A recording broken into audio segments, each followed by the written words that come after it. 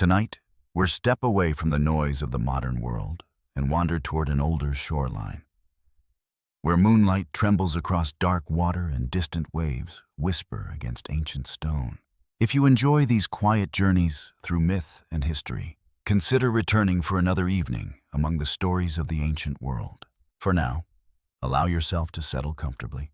Listen to the sea, feel the cool night air, and let your thoughts drift toward a Greece that existed long before maps were complete, when every horizon concealed mystery, and every storm might carry the presence of a god.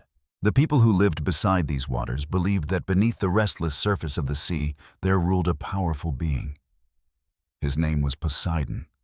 He was lord of oceans, maker of storms, shaker of the earth, and guardian of countless islands scattered across the blue waters of the Mediterranean. Yet there was always a question hidden within the stories. Why was Poseidon so often angry? What ancient event shaped the spirit of the sea god? Even among the oldest traditions, no single answer survives. And so our journey begins. You find yourself standing beside a harbor long ago. The night is calm. Fishing boats sway gently against wooden docks. Their ropes creak softly in the darkness. Lanterns flicker near warehouses filled with olive oil, wine, and grain waiting for distant voyages. The smell of salt drifts through the air. So does the scent of burning olive wood from nearby homes. Above, thousands of stars scatter across the heavens. Below, black water reflects their light. A sailor pauses before boarding his vessel. He places a small offering beside a shrine. Perhaps a handful of grain, perhaps a cup of wine, perhaps only a whispered prayer. The offering is for Poseidon. No captain wishes to leave harbor without acknowledging the god. The sea appears peaceful tonight, but appearances mean little. Every sailor knows that calm waters can become deadly before sunrise. A sudden wind, a hidden reef, a distant storm beyond the horizon. The ancient Greeks understood this uncertainty deeply. Their world was connected by water. Ships carried food, news, soldiers, merchants, and travelers between islands and cities. The sea provided opportunity. The sea provided wealth. The sea also claimed lives. Because of this, Poseidon occupied a special place within Greek imagination. He was not merely a god. He was a force constantly present. Even those who never sailed felt his influence. Farmers believed earthquakes came from his anger. Horse breeders honored him as creator of horses. Kings claimed descent from him. Entire cities depended upon his favor. As the harbor settles into silence, you begin walking along a narrow path above the shore. Moonlight illuminates white stones beneath your feet. The sea stretches endlessly beside you. Somewhere beyond the darkness lie distant islands.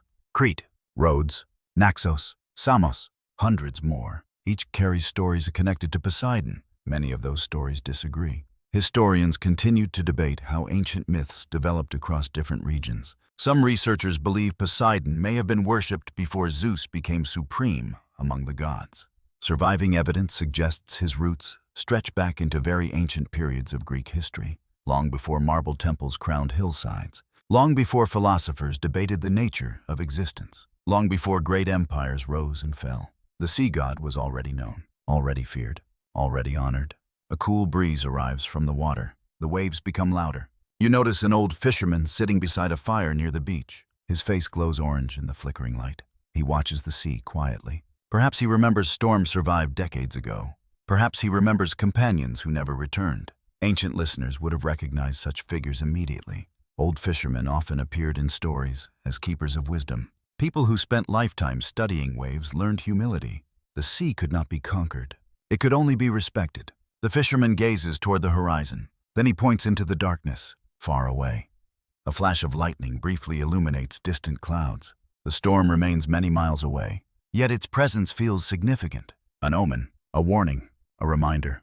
In Greek mythology, signs often appeared before important events.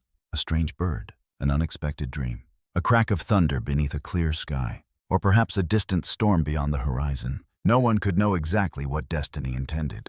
That uncertainty gave omens their power. The old fisherman lowers his hand. The darkness returns. Only the sea remains. As you continue walking, the shoreline gradually changes.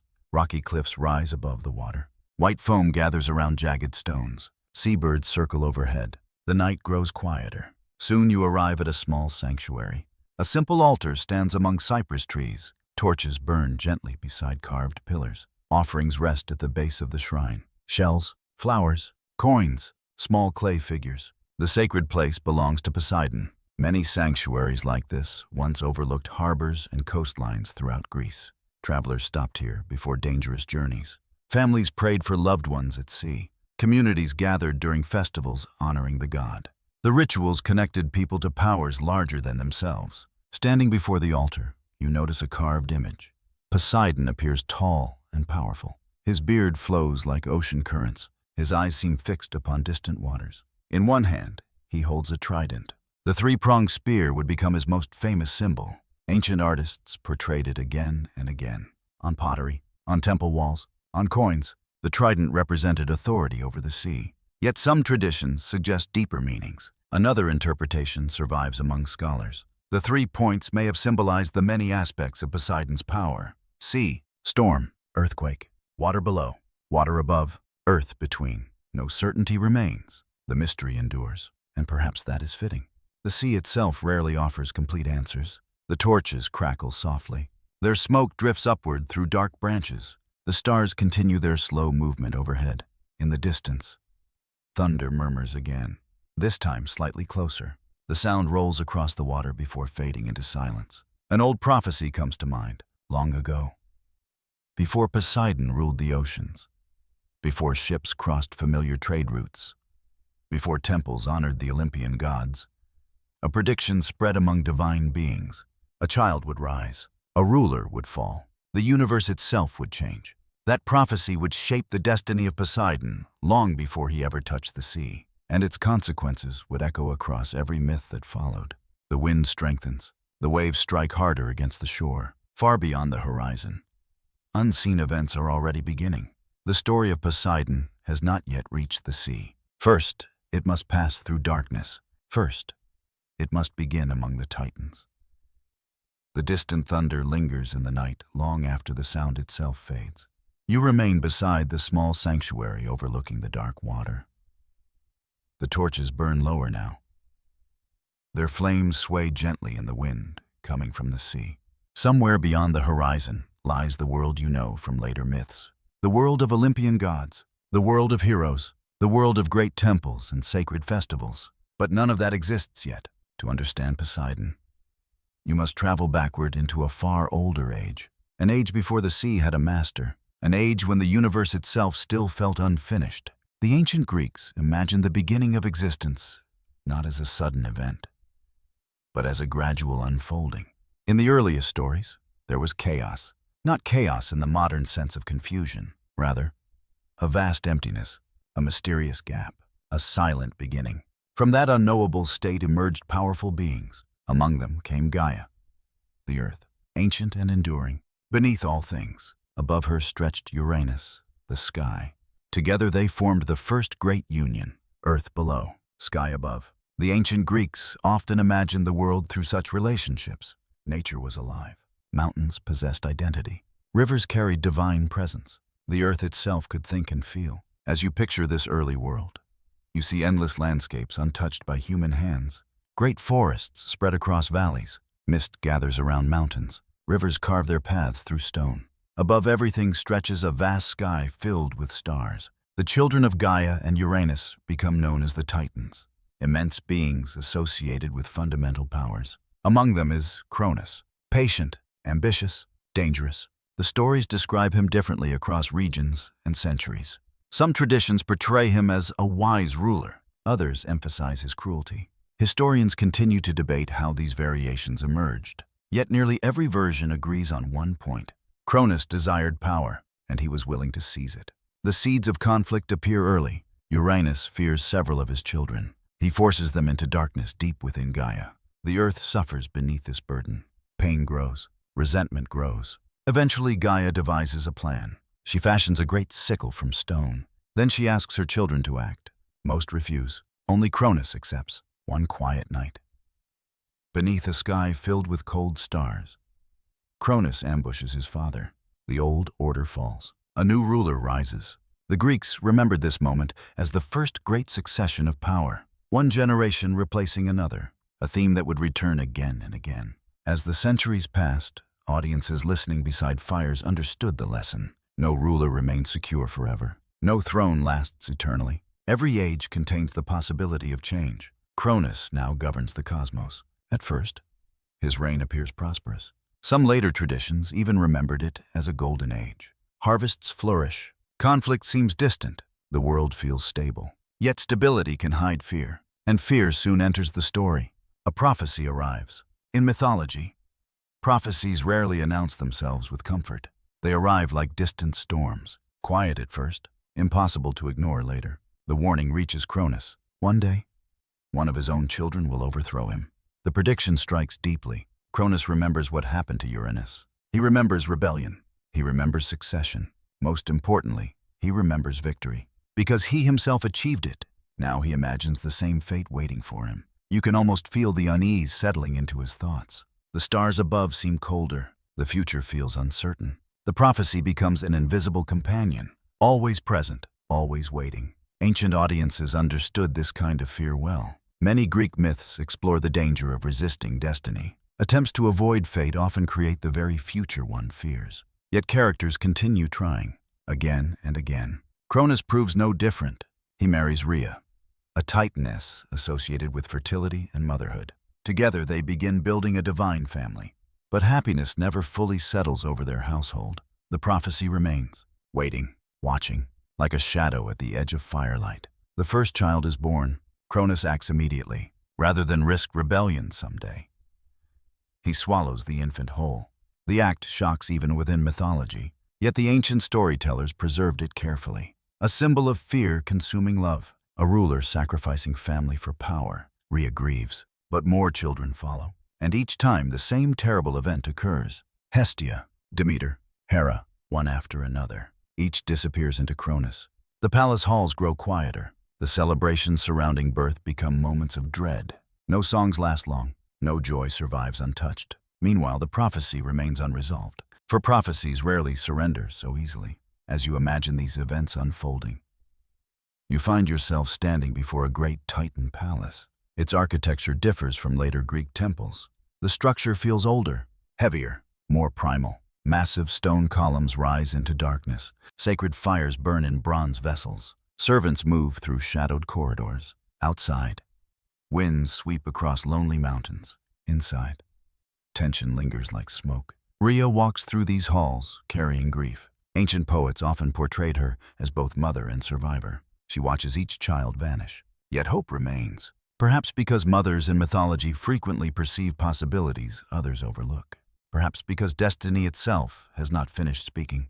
One evening she dreams. The dream survives only in fragments through later traditions. Different versions tell different stories. Some researchers believe local storytellers adapted older myths. Another interpretation suggests several separate traditions merged over time, whatever its original form. The dream carries meaning. Rhea sees a child hidden far from danger. She sees mountains, caves, stars, and distant waves. The images remain mysterious, yet they bring comfort when she awakens. She knows only one thing. The future has not been decided. The dream becomes an omen, a quiet promise, a reminder that even powerful rulers cannot control everything. Outside the palace, night settles across the ancient world. The stars turn slowly overhead. Forests whisper in the wind. Rivers continue their endless journeys, far away. Waves strike lonely shores. No sailor exists yet to fear storms. No harbor stands beside the sea. No temple honors Poseidon. The sea waits, silent, untamed, masterless. Yet destiny is already moving toward it. One more child will soon be born. A child whose survival will alter heaven, earth, and ocean alike. And among the children trapped within Cronus, another waits in darkness. A child who will someday become lord of the seas. Poseidon's story has begun, but he has not yet seen the light. The sea still waits in darkness. No trident has yet stirred the waves. No storms answer a divine command. No horses rise from sacred springs. The future lord of the oceans remains hidden from the world, and like his brothers and sisters before him, he enters existence beneath the shadow of fear. You stand now within the age of the Titans. Night covers the ancient mountains. Cold stars shine above vast forests untouched by human settlements. Across this young world, Rivers flow through valleys where no cities yet stand. The universe feels immense, ancient, unfinished. Within the halls of Cronus, another child is born. This child is Poseidon. The stories do not linger long upon the moment itself. Greek mythology often leaves silence around births that later become important. Yet perhaps that silence carries its own power, for everyone already knows what follows. The prophecy remains alive. Cronus remains afraid. Fear has become a habit, a ritual, an invisible prison stronger than stone. And so, just as he did before, Cronus takes the child into his hands. No celebration follows. No feast fills the palace. No joyful songs echo through the halls. Instead, the newborn Poseidon vanishes into darkness, swallowed, hidden from the world, lost within the body of the ruler who fears him. The act is horrifying. Yet the ancient Greeks preserved the image for generations, not because it seemed ordinary, but because it expressed something deeply human. Fear often destroys what it hopes to protect. The more desperately Cronus clings to power, the more vulnerable he becomes. The prophecy grows stronger precisely because he cannot stop thinking about it. As the years pass, Poseidon remains imprisoned alongside his siblings. Ancient storytellers rarely describe this strange existence in detail. How could they? What words could explain life within timeless darkness? Different traditions offer different interpretations. Some imagine the swallowed children sleeping. Others believed they remained conscious. Still others suggested they existed in a mysterious state between being and non-being. Historians continue to debate which versions developed first. No certainty survives, yet perhaps uncertainty belongs naturally to such a place. Imagine darkness without end. No sunrise, no sunset, no horizon, no seasons, only waiting, only time passing without visible movement. The Greeks often associated darkness with hidden potential. Seeds rest beneath soil before growth. Children develop unseen before birth. Prophecies wait quietly before fulfillment. Perhaps the imprisonment of Poseidon carried a similar meaning. The sea god's future power gathers in silence, like a storm beyond the horizon, invisible, yet approaching. Meanwhile, the world above continues changing. Mountains rise, rivers carve deeper channels, forests spread across distant lands. The stars wheel overhead night after night. And within the palace of Cronus, another child eventually arrives. This final child will alter everything. His name is Zeus. Yet before Zeus enters the story, something remarkable happens. Rhea refuses to surrender. For years she has endured grief. For years she has watched her children disappear. For years she has listened to the quiet whisper of prophecy. Now she chooses action. The decision feels small at first. Many great myths begin that way. Not with battles, not with thunder, but with a single choice. A mother deciding that enough suffering has already occurred. You walk beside her through moonlit corridors. The palace sleeps. Sacred fires burn low. Wind presses against stone walls. Far above, clouds drift across the stars. Rhea carries within her both fear and hope. The dream from earlier years remains vivid in memory. Mountains, a hidden child, a promise not yet fulfilled. Ancient audiences would have recognized these signs immediately. Dreams often served as messages from powers beyond ordinary understanding. Not always clear, not always trustworthy, but rarely meaningless. Soon another omen appears. One evening, while standing beneath the night sky, Rhea notices a strange eagle circling overhead. The bird disappears into northern darkness. Different local traditions preserve different birds. Some spoke of eagles, others of hawks. A few mentioned entirely different creatures. The details vary. The meaning remains similar. A divine sign points toward distant mountains, toward safety, toward possibility, toward destiny. The eagle vanishes. Yet its message lingers, and so plans begin forming. Far from the palace lies the island of Crete. Even today, its mountains dominate the landscape. Ancient caves open within rocky cliffs. Olive trees cling to steep hillsides. The sea surrounds everything, blue and endless. For countless generations, Crete occupied a special place in Greek imagination. Many myths unfolded there. Many mysteries linger there still. Some archaeologists believe older religious traditions influenced later stories connected to the island. Another interpretation suggests storytellers simply found its remote landscapes perfect for myth. Perhaps both explanations contain truth. Whatever the reason, Crete now waits for its role in destiny. As preparations unfold, Poseidon and his siblings remain imprisoned. The darkness continues. The waiting continues. Yet subtle changes begin appearing within the myths. Ancient poets sometimes hinted that strange dreams reach the swallowed children. Dreams of sunlight, dreams of open skies, dreams of freedom. No surviving source describes these visions completely. The details are lost. Still, the idea persisted. Even in darkness, hope survived. Perhaps that lesson mattered deeply to ancient listeners. Life often contains seasons of uncertainty, moments when progress feels impossible, moments when answers remain hidden. Yet mythology repeatedly insists that hidden does not mean forgotten. The future continues moving even when unseen. Outside the Titan Palace, storms cross distant seas. Lightning flickers beyond the horizon. Rain falls across empty coastlines. The waters themselves seem restless, as though sensing change, as though waiting for their future ruler. You stand now beside one of those ancient shores. The waves roll endlessly beneath moonlight. Silver foam gathers along rocks. A cool breeze carries the scent of salt and seaweed. The world feels peaceful, yet beneath that peace, enormous forces are shifting. The prophecy has not weakened. It has matured, like a seed preparing to break open. Cronus believes himself secure. His enemies remain imprisoned. His throne remains untouched. His authority stretches across the cosmos. But signs gather around him. Dreams, omens, warnings. The universe itself seems quietly preparing for transformation. And somewhere beyond the sea, hidden among mountains and caves, a refuge awaits. Soon a child will escape. Soon destiny will find a path forward. Soon the darkness surrounding Poseidon and his siblings will begin to crack. For no prison lasts forever, not even one built by fear. And when the moment finally comes, the imprisoned children of Cronus will emerge into a world they have never seen. A world of sunlight, of stars, of mountains, of oceans. A world where Poseidon will eventually claim the sea itself. But first, another child must be hidden from a king who fears the future. The island of Crete is waiting.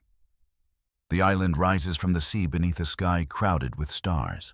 Long before famous temples crowned the hills of Greece. Long before philosophers walked through marble colonnades. Crete stood as a place of mystery. Its mountains climbed toward drifting clouds. Its valleys sheltered hidden springs. Its caves opened into darkness older than memory. The ancient Greeks looked upon such places with reverence. Certain landscapes seemed naturally suited to divine stories. Crete was one of them, as the waves rolled gently against rocky shores. You travel across the sea toward the island. The journey unfolds beneath moonlight. The water glimmers silver. A cool wind moves steadily across the open horizon. Far behind lies the realm of Cronus. Ahead waits the refuge promised by dreams and omens. Rhea's plan is finally taking shape. The prophecy continues to haunt her husband. Cronus watches the future like a nervous guard watching distant shadows. Yet fear has made him careless in unexpected ways. He looks constantly toward threats. He notices less and less what happens around him. Ancient storytellers often return to this idea. The attempt to control destiny can create blindness. The more tightly someone grips power, the less clearly they see. And so the moment arrives. Zeus is born. Unlike his brothers and sisters, he will not vanish into darkness. Rhea acts swiftly. Different traditions describe different details. Some say she traveled through the night. Others tell of divine helpers guiding her journey. Still others preserve local versions connected to sacred shrines. The exact path remains uncertain. Yet all versions lead toward Crete, toward safety, toward concealment, toward destiny. The newborn child is carried across mountains and through hidden places. Eventually, he reaches a cave deep within the island. Several locations later claim to be this sacred refuge. Historians continue debating which traditions emerged first. Archaeological discoveries reveal that some of these caves were genuine religious centers for centuries. Pilgrims visited them. Offerings accumulated there. Sacred rituals unfolded within their chambers. Whether any single cave inspired the myth remains impossible to know. The mystery survives, and perhaps that mystery is part of the story's charm. You enter the cave now. The air feels cool against your skin. Water drips slowly from stone ceilings. Torchlight flickers along rough walls. Outside, wind moves through cypress trees.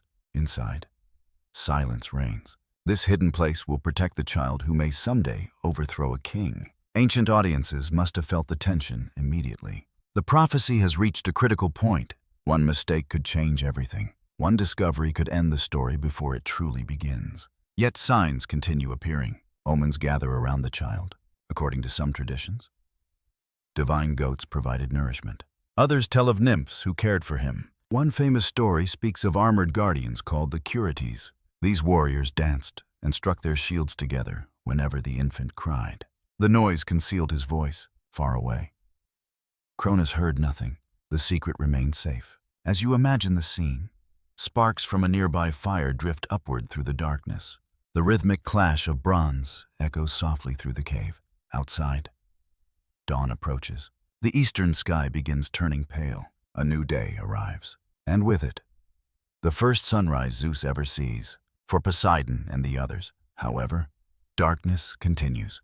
They remain trapped within Cronus, waiting, unseen. Yet even from their prison, destiny draws nearer. The Greeks often imagined fate as a river, sometimes calm, sometimes violent, but always moving. No wall can stop it forever. No ruler can command it completely. The river continues flowing. Meanwhile, Zeus grows. Years pass. The child becomes a young god. The cave eventually feels too small for his future. He explores forests filled with birdsong. He climbs mountain paths overlooking brilliant seas. He watches storms gather above distant horizons. The island becomes both home and teacher. From the cliffs, you can see endless blue waters stretching toward every direction.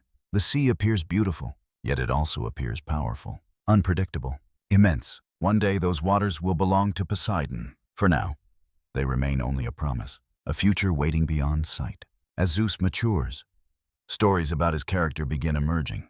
He possesses courage, curiosity, determination. Yet he also carries ambition. The qualities that make him capable of changing the world may also make him dangerous. Greek mythology rarely portrays even its greatest gods as perfect. Their strengths and flaws often exist together. The same fire that provides warmth can also burn. The same courage that defeats tyrants can create new conflicts. Such complexity helped keep these stories alive for centuries. The gods resembled forces of nature, magnificent, powerful, yet never entirely predictable. One evening, Zeus stands atop a mountain ridge.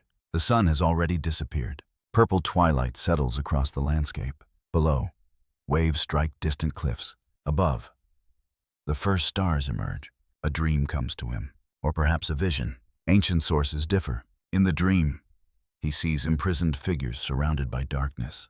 Their forms remain indistinct, yet he somehow recognizes them. Brothers, sisters, family members he has never met. The vision fades quickly, but its meaning remains. The children swallowed by Cronus still exist. They are waiting. The dream becomes another sign, another thread connecting present and future. The Greeks loved such moments. Dreams often served as bridges between hidden truths and visible reality. Not direct answers, not complete explanations, only glimpses. Enough to encourage action, enough to awaken purpose. When Zeus awakens, the stars still shine overhead. The sea glimmers beneath moonlight. A cool breeze moves through the mountain grass. Everything appears peaceful. Yet something inside him has changed. He now understands that his life possesses direction. A task awaits, a responsibility, a confrontation. The prophecy is no longer an abstract warning whispered among titans. It has become personal. The imprisoned gods must be freed. The old order must be challenged. The future must be allowed to unfold. Far away, Cronus continues ruling. His throne remains secure. His power remains immense. But strange signs begin troubling him. Birds appear where they should not. Dreams disturb his sleep. Thunder echoes across clear skies. Ancient storytellers often added such details to emphasize a growing truth. The universe itself recognizes approaching change before rulers do. The warnings multiply, yet fear makes Cronus dismiss them. He chooses certainty over reflection, control over wisdom, the same choice that trapped Poseidon years earlier, back on Crete. Night deepens. The stars brighten. The sea murmurs softly against the shore. Zeus gazes toward distant horizons. Beyond those waters lies the destiny promised since before his birth. Beyond those waters waits a kingdom built upon fear. Beyond those waters wait imprisoned gods, and among them waits Poseidon. Still hidden, still forgotten by the world, but not for much longer. The cave that sheltered a child has fulfilled its purpose. The secret is growing too large to remain hidden. Soon plans will be made. Allies will gather. The first challenge to Cronus will begin, and the darkness that swallowed Poseidon will finally face its first crack of light. The sea glimmers beneath the stars, far from Crete. Waves move steadily across the sleeping world. The water knows nothing of prophecies, nothing of kings, nothing of divine struggles. Yet before long, the sea itself will become part of a conflict unlike any the cosmos has ever known. For now, you stand beside Zeus as he gazes toward the horizon. The years of hiding are ending.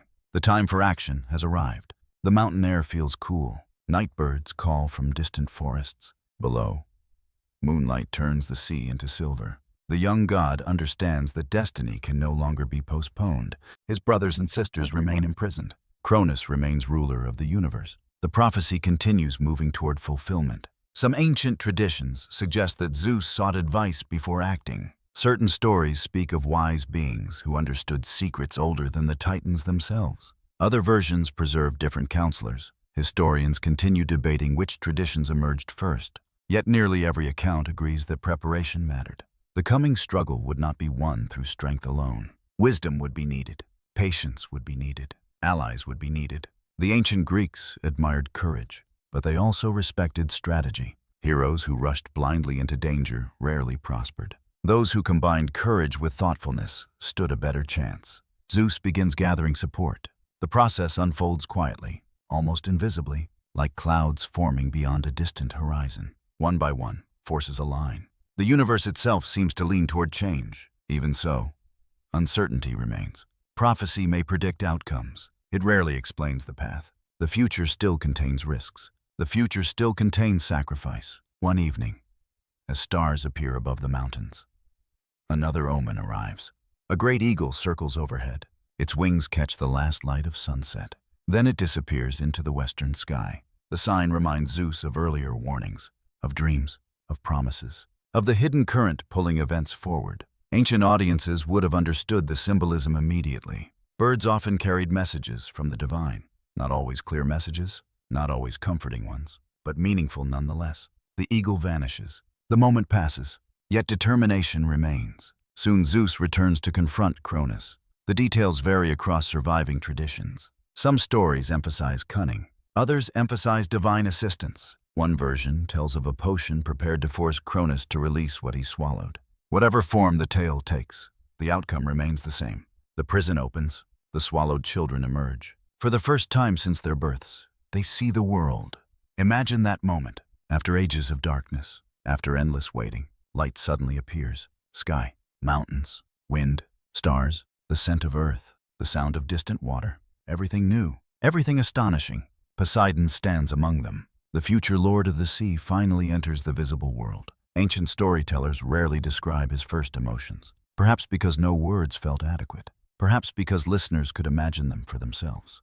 Wonder, relief, confusion, awe, all seem possible. The darkness is gone. Freedom has arrived. Yet freedom brings responsibility. The conflict has only begun. Cronus realizes what has happened. The prophecy he feared for so long now stands before him. Not as an idea, not as a warning, as reality. The universe holds its breath. War becomes unavoidable. The Greeks called this conflict the Titanomachy, the war between Titans and Olympians. It would become one of the defining struggles of mythology.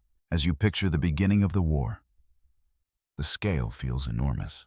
Mountains tremble, clouds gather, lightning flashes across vast skies. The earth itself seems aware that history is changing. On one side stand the Titans, ancient rulers, powerful and experienced. On the other stand the younger gods, determined, ambitious, hungry for a different future. The outcome remains uncertain. Even prophecy cannot remove danger. Ancient listeners knew this well. Many stories contain predictions that eventually come true.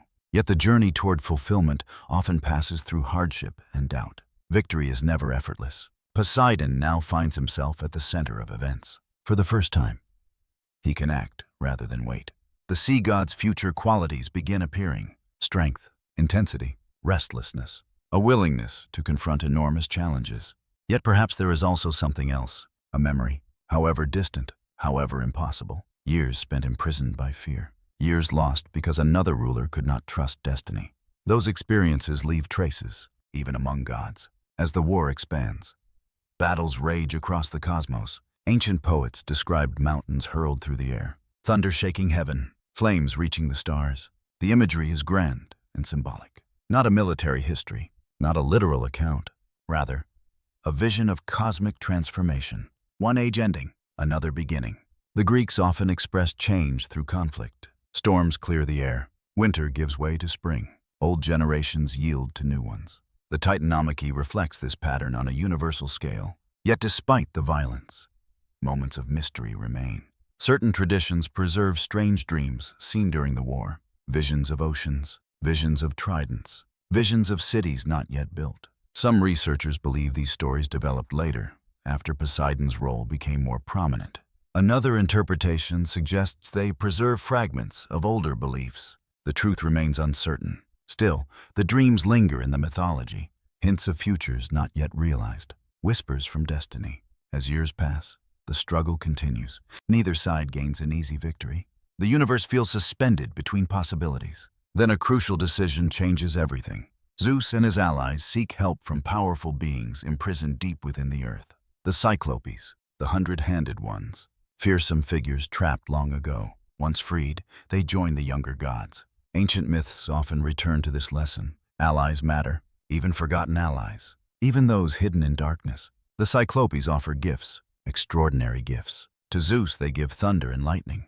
To Hades they grant a helm of invisibility. And to Poseidon they present something that will become legendary. A trident, three-pronged, powerful, sacred.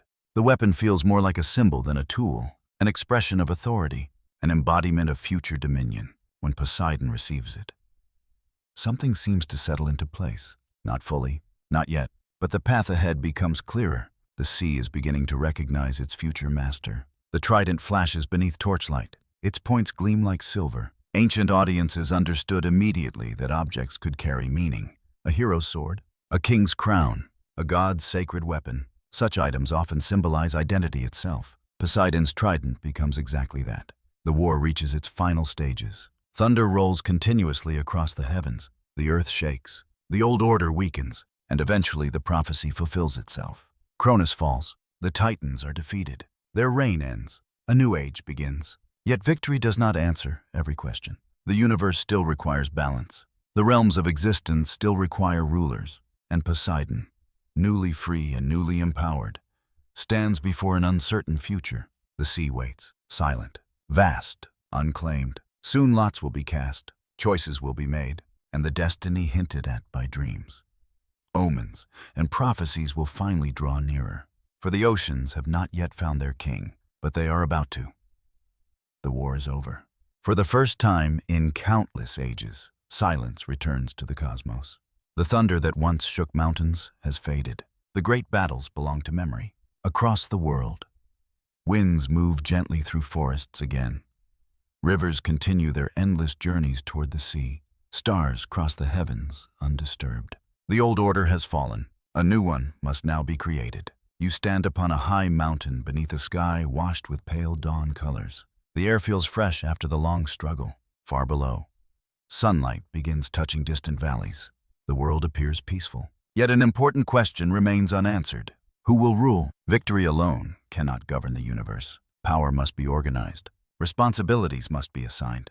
The future depends upon what happens next.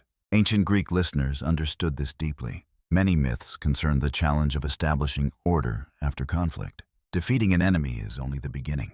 Creating stability is often far more difficult. The victorious gods gather together. Among them stand Zeus, Poseidon, and Hades. The three brothers have emerged from darkness, survived war, and helped transform existence itself. Now they face a quieter challenge. How should the cosmos be divided? Different traditions preserved slightly different details. Some versions emphasize discussion, others emphasize destiny. Most agree that chance played a role. Lots were cast. The outcome would determine the structure of the world. The scene unfolds beneath a brilliant sky.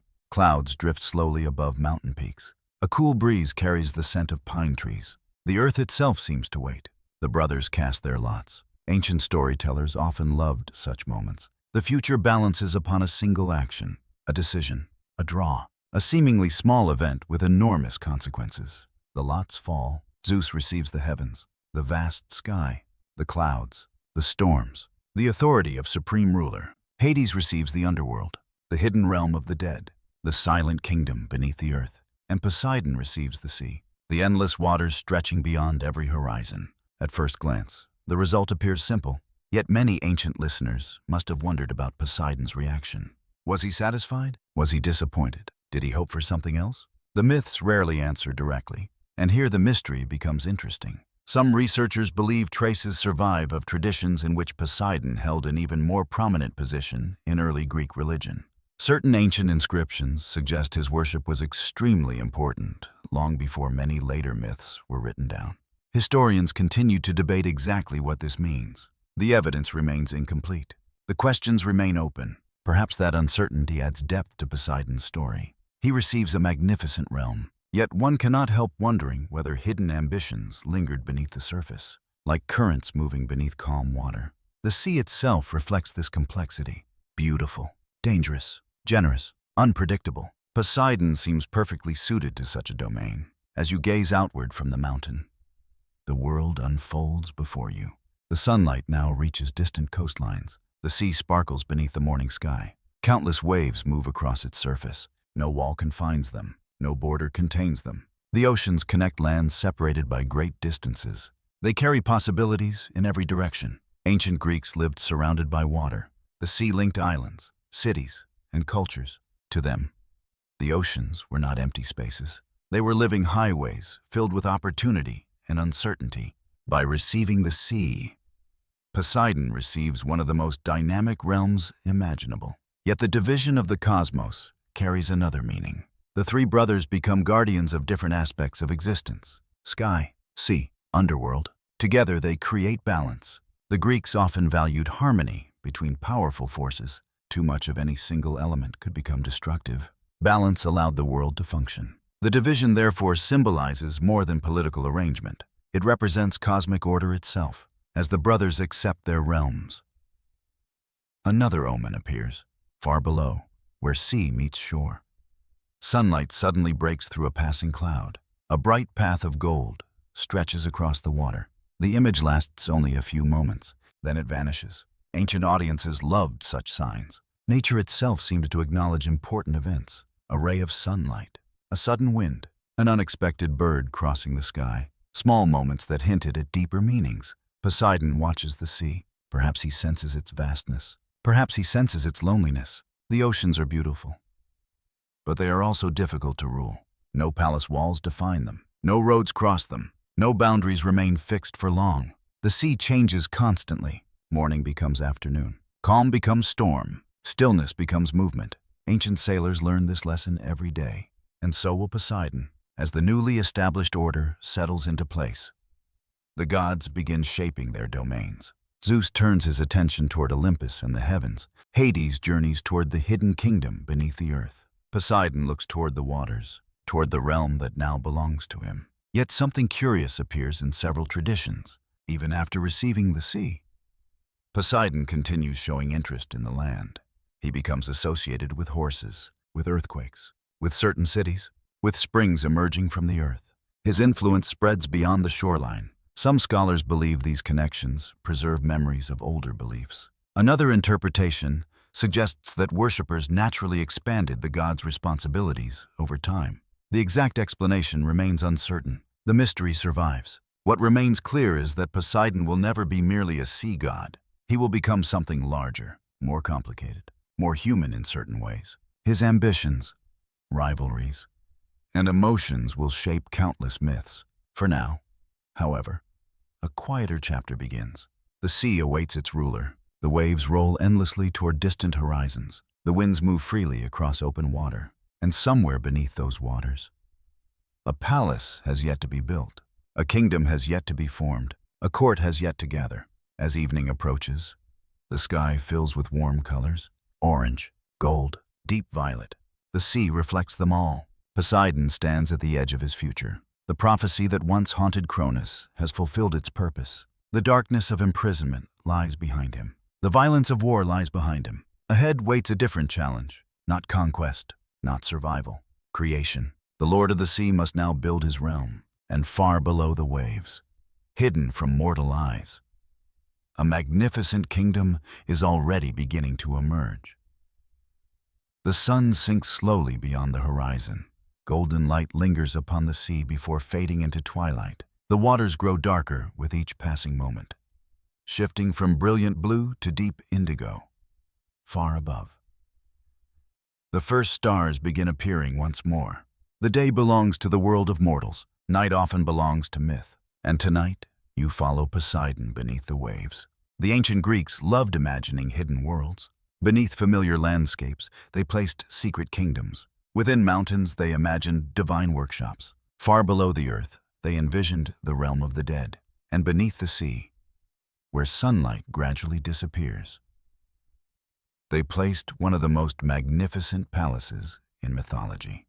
The kingdom of Poseidon. You stand upon a lonely shoreline. The waves lap gently against smooth stones. A cool breeze carries the scent of salt and seaweed. Moonlight glitters across the surface of the water. Nothing appears unusual. Nothing reveals the wonders hidden below. Yet that is often the nature of myth. The greatest mysteries exist just beyond ordinary sight. Poseidon steps into the sea. The water parts before him. Ancient storytellers describe this moment with quiet confidence. The sea recognizes its ruler. No storm resists him. No current opposes him. The waters open, and you follow. The descent feels strangely peaceful. The surface gradually disappears above. Moonlight becomes softer, filtered, dreamlike. Silver fish move through the darkness like drifting stars. Sea plants sway gently with the currents. Everything seems alive. Everything moves with a slow rhythm. The Greeks spent much of their lives near the sea. Yet much of what existed beneath the surface remained unknown. That mystery inspired imagination. What creatures lived in the depths? What landscapes existed beyond human sight? What powers ruled those hidden places? The myths offered answers, not scientific answers, poetic answers, answers that transformed uncertainty into wonder. As you descend farther, a glow appears ahead.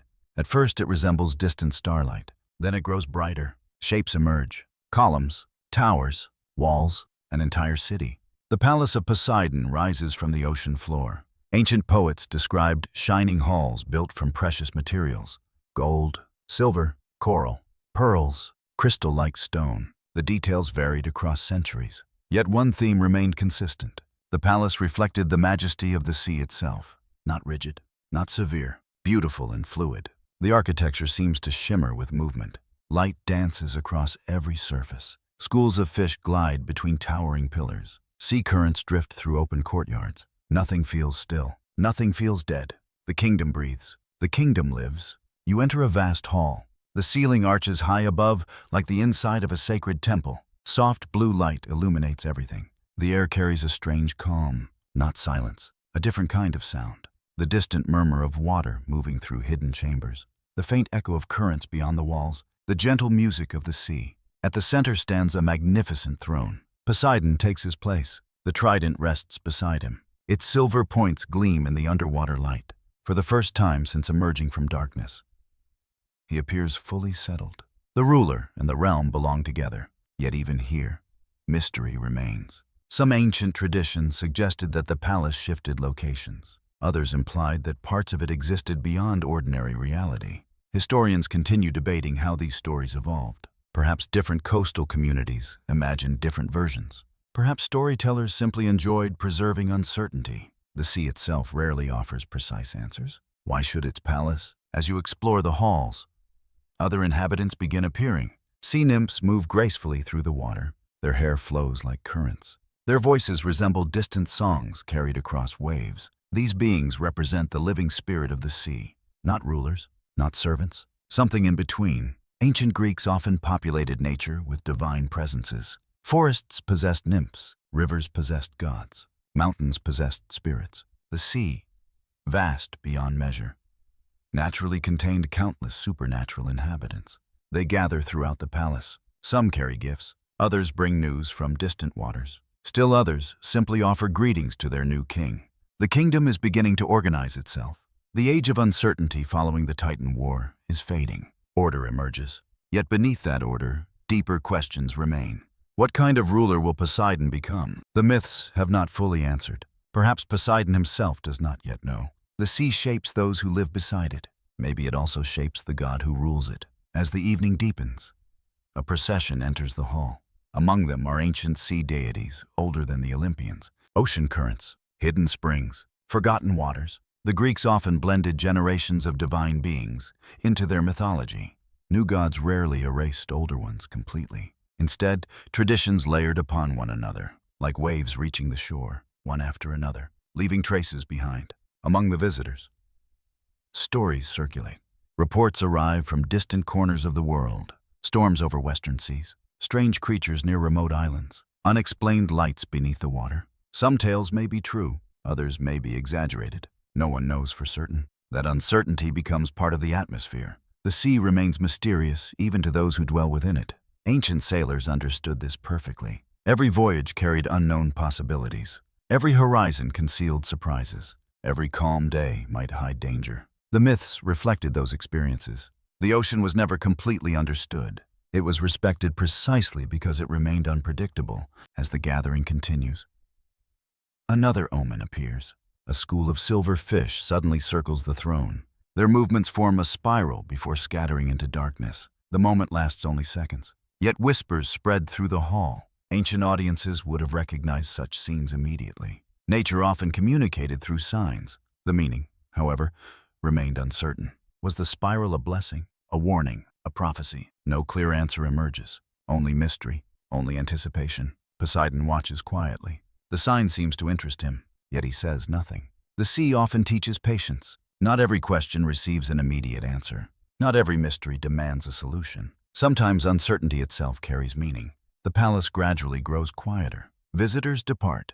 The halls become calm once more. Outside, deep currents continue their endless journeys through the darkness. Far above, ships cross moonlit waters. Their crews remain unaware of the kingdom below. They know only that storms exist, that waves can become dangerous, that prayers to Poseidon sometimes feel necessary. In time, those prayers will become common throughout Greece. Temples will rise, festivals will flourish, stories will spread from harbor to harbor. But that future has not arrived yet. Tonight, the sea god sits within his new palace. His kingdom surrounds him. His power grows. His identity continues taking shape. And somewhere beyond the ocean depths, another destiny quietly approaches. For even the ruler of the sea cannot remain alone forever. Soon a figure will enter Poseidon's life, a figure connected to waves, beauty, and ancient prophecy, a figure who will become queen of the underwater realm. Her name is Amphitrite, and her story is already beginning. The palace beneath the sea settles into a gentle rhythm. Currents drift through shining halls. Silver fish move between coral columns. Soft blue light glows across polished floors. The kingdom of Poseidon is no longer an empty realm. It is becoming a living court, a place of meetings, decisions, celebrations, and secrets. Yet for all its grandeur, something remains absent. The ruler of the sea sits alone. Ancient Greek myths often gave even their gods deeply human longings. Power could not remove loneliness. Authority could not replace companionship. And so another chapter quietly begins. Far from Poseidon's palace, beyond familiar coastlines and hidden reefs, there dwelled a young sea nymph named Amphitrite. The stories describe her as graceful, wise, and deeply connected to the rhythms of the ocean. She belonged to the ancient family of sea deities that had existed long before the Olympians claimed power. Like many figures in mythology, her origins vary slightly across traditions. Some accounts emphasize her connection to the sea god, Nereus. Others preserve different genealogies. Historians continue debating how these traditions merged over time. The details remain uncertain, yet her importance never faded. Amphitrite was destined to become far more than a sea nymph. One evening, beneath waters illuminated by shafts of fading sunlight, Poseidon first notices her. The scene feels peaceful. Sea grasses sway gently. Bright fish flash through clear water. Above, sunlight filters down in golden beams.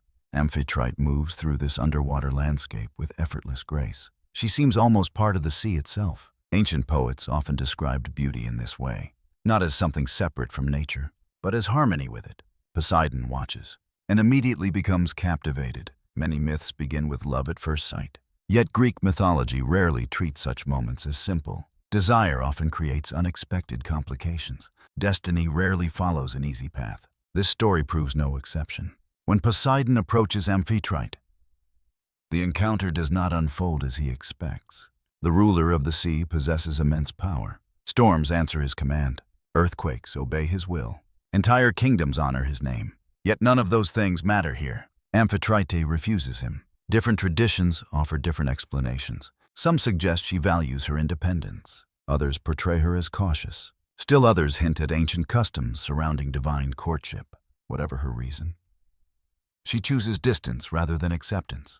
The decision surprises Poseidon, perhaps even frustrates him. The sea god is not accustomed to rejection. And so Amphitrite flees, not in terror, not in hatred, simply in determination. She travels across distant waters, away from the palace, away from the attention of the sea god, away from a future she does not yet desire. The image must have fascinated ancient audiences. A ruler pursuing what cannot be commanded, a reminder that affection differs from authority. Power cannot guarantee love.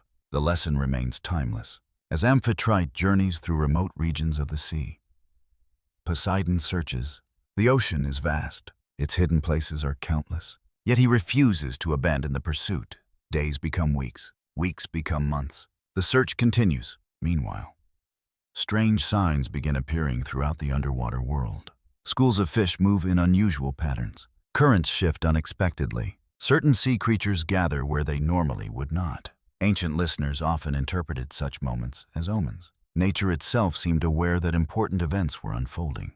Even so, uncertainty remains. Will Poseidon succeed? Will Amphitrite return? No one knows. The future remains hidden, like treasure resting beneath deep waters. Eventually, another figure enters the story. A dolphin. This dolphin appears in nearly every surviving version of the myth. Its role may seem small at first, yet without it, everything changes. The dolphin encounters Amphitrite during her travels. Unlike Poseidon, it approaches gently, patiently, not as a ruler, not as a pursuer, simply as a messenger. The ancient Greeks admired dolphins greatly. Sailors often viewed them as signs of good fortune. Stories frequently portrayed them as intelligent and benevolent creatures. Their appearance in mythology rarely feels accidental. The dolphin speaks on Poseidon's behalf. The details differ depending on the storyteller. Some versions describe long conversations. Others summarize the encounter briefly. Whatever words were exchanged, they achieve something important. Amphitrite begins reconsidering her decision. Perhaps she sees qualities in Poseidon beyond his power. Perhaps she recognizes a destiny larger than either of them. Perhaps both explanations contain truth. The myths leave room for interpretation. The mystery survives. And so Amphitrite finally agrees to return. The journey back unfolds beneath calm seas and bright skies. Ancient audiences would have sensed the shift immediately. Tension gives way to resolution. Distance gives way to reunion. The dolphin leads the way, and because of its role, Poseidon later places the creature among the stars. The constellation of the dolphin becomes both reward and remembrance, a small act preserved forever in the heavens. The Greeks often loved such transformations. The night sky became a map of stories. Each constellation carried memory. Each cluster of stars preserved a myth. As Amphitrite approaches the underwater palace, celebrations begin. Sea nymphs gather throughout the halls. Music echoes through choral chambers. Currents carry flower petals from sacred underwater gardens. The kingdom itself seems brighter, more complete. Poseidon welcomes her. This time she does not flee.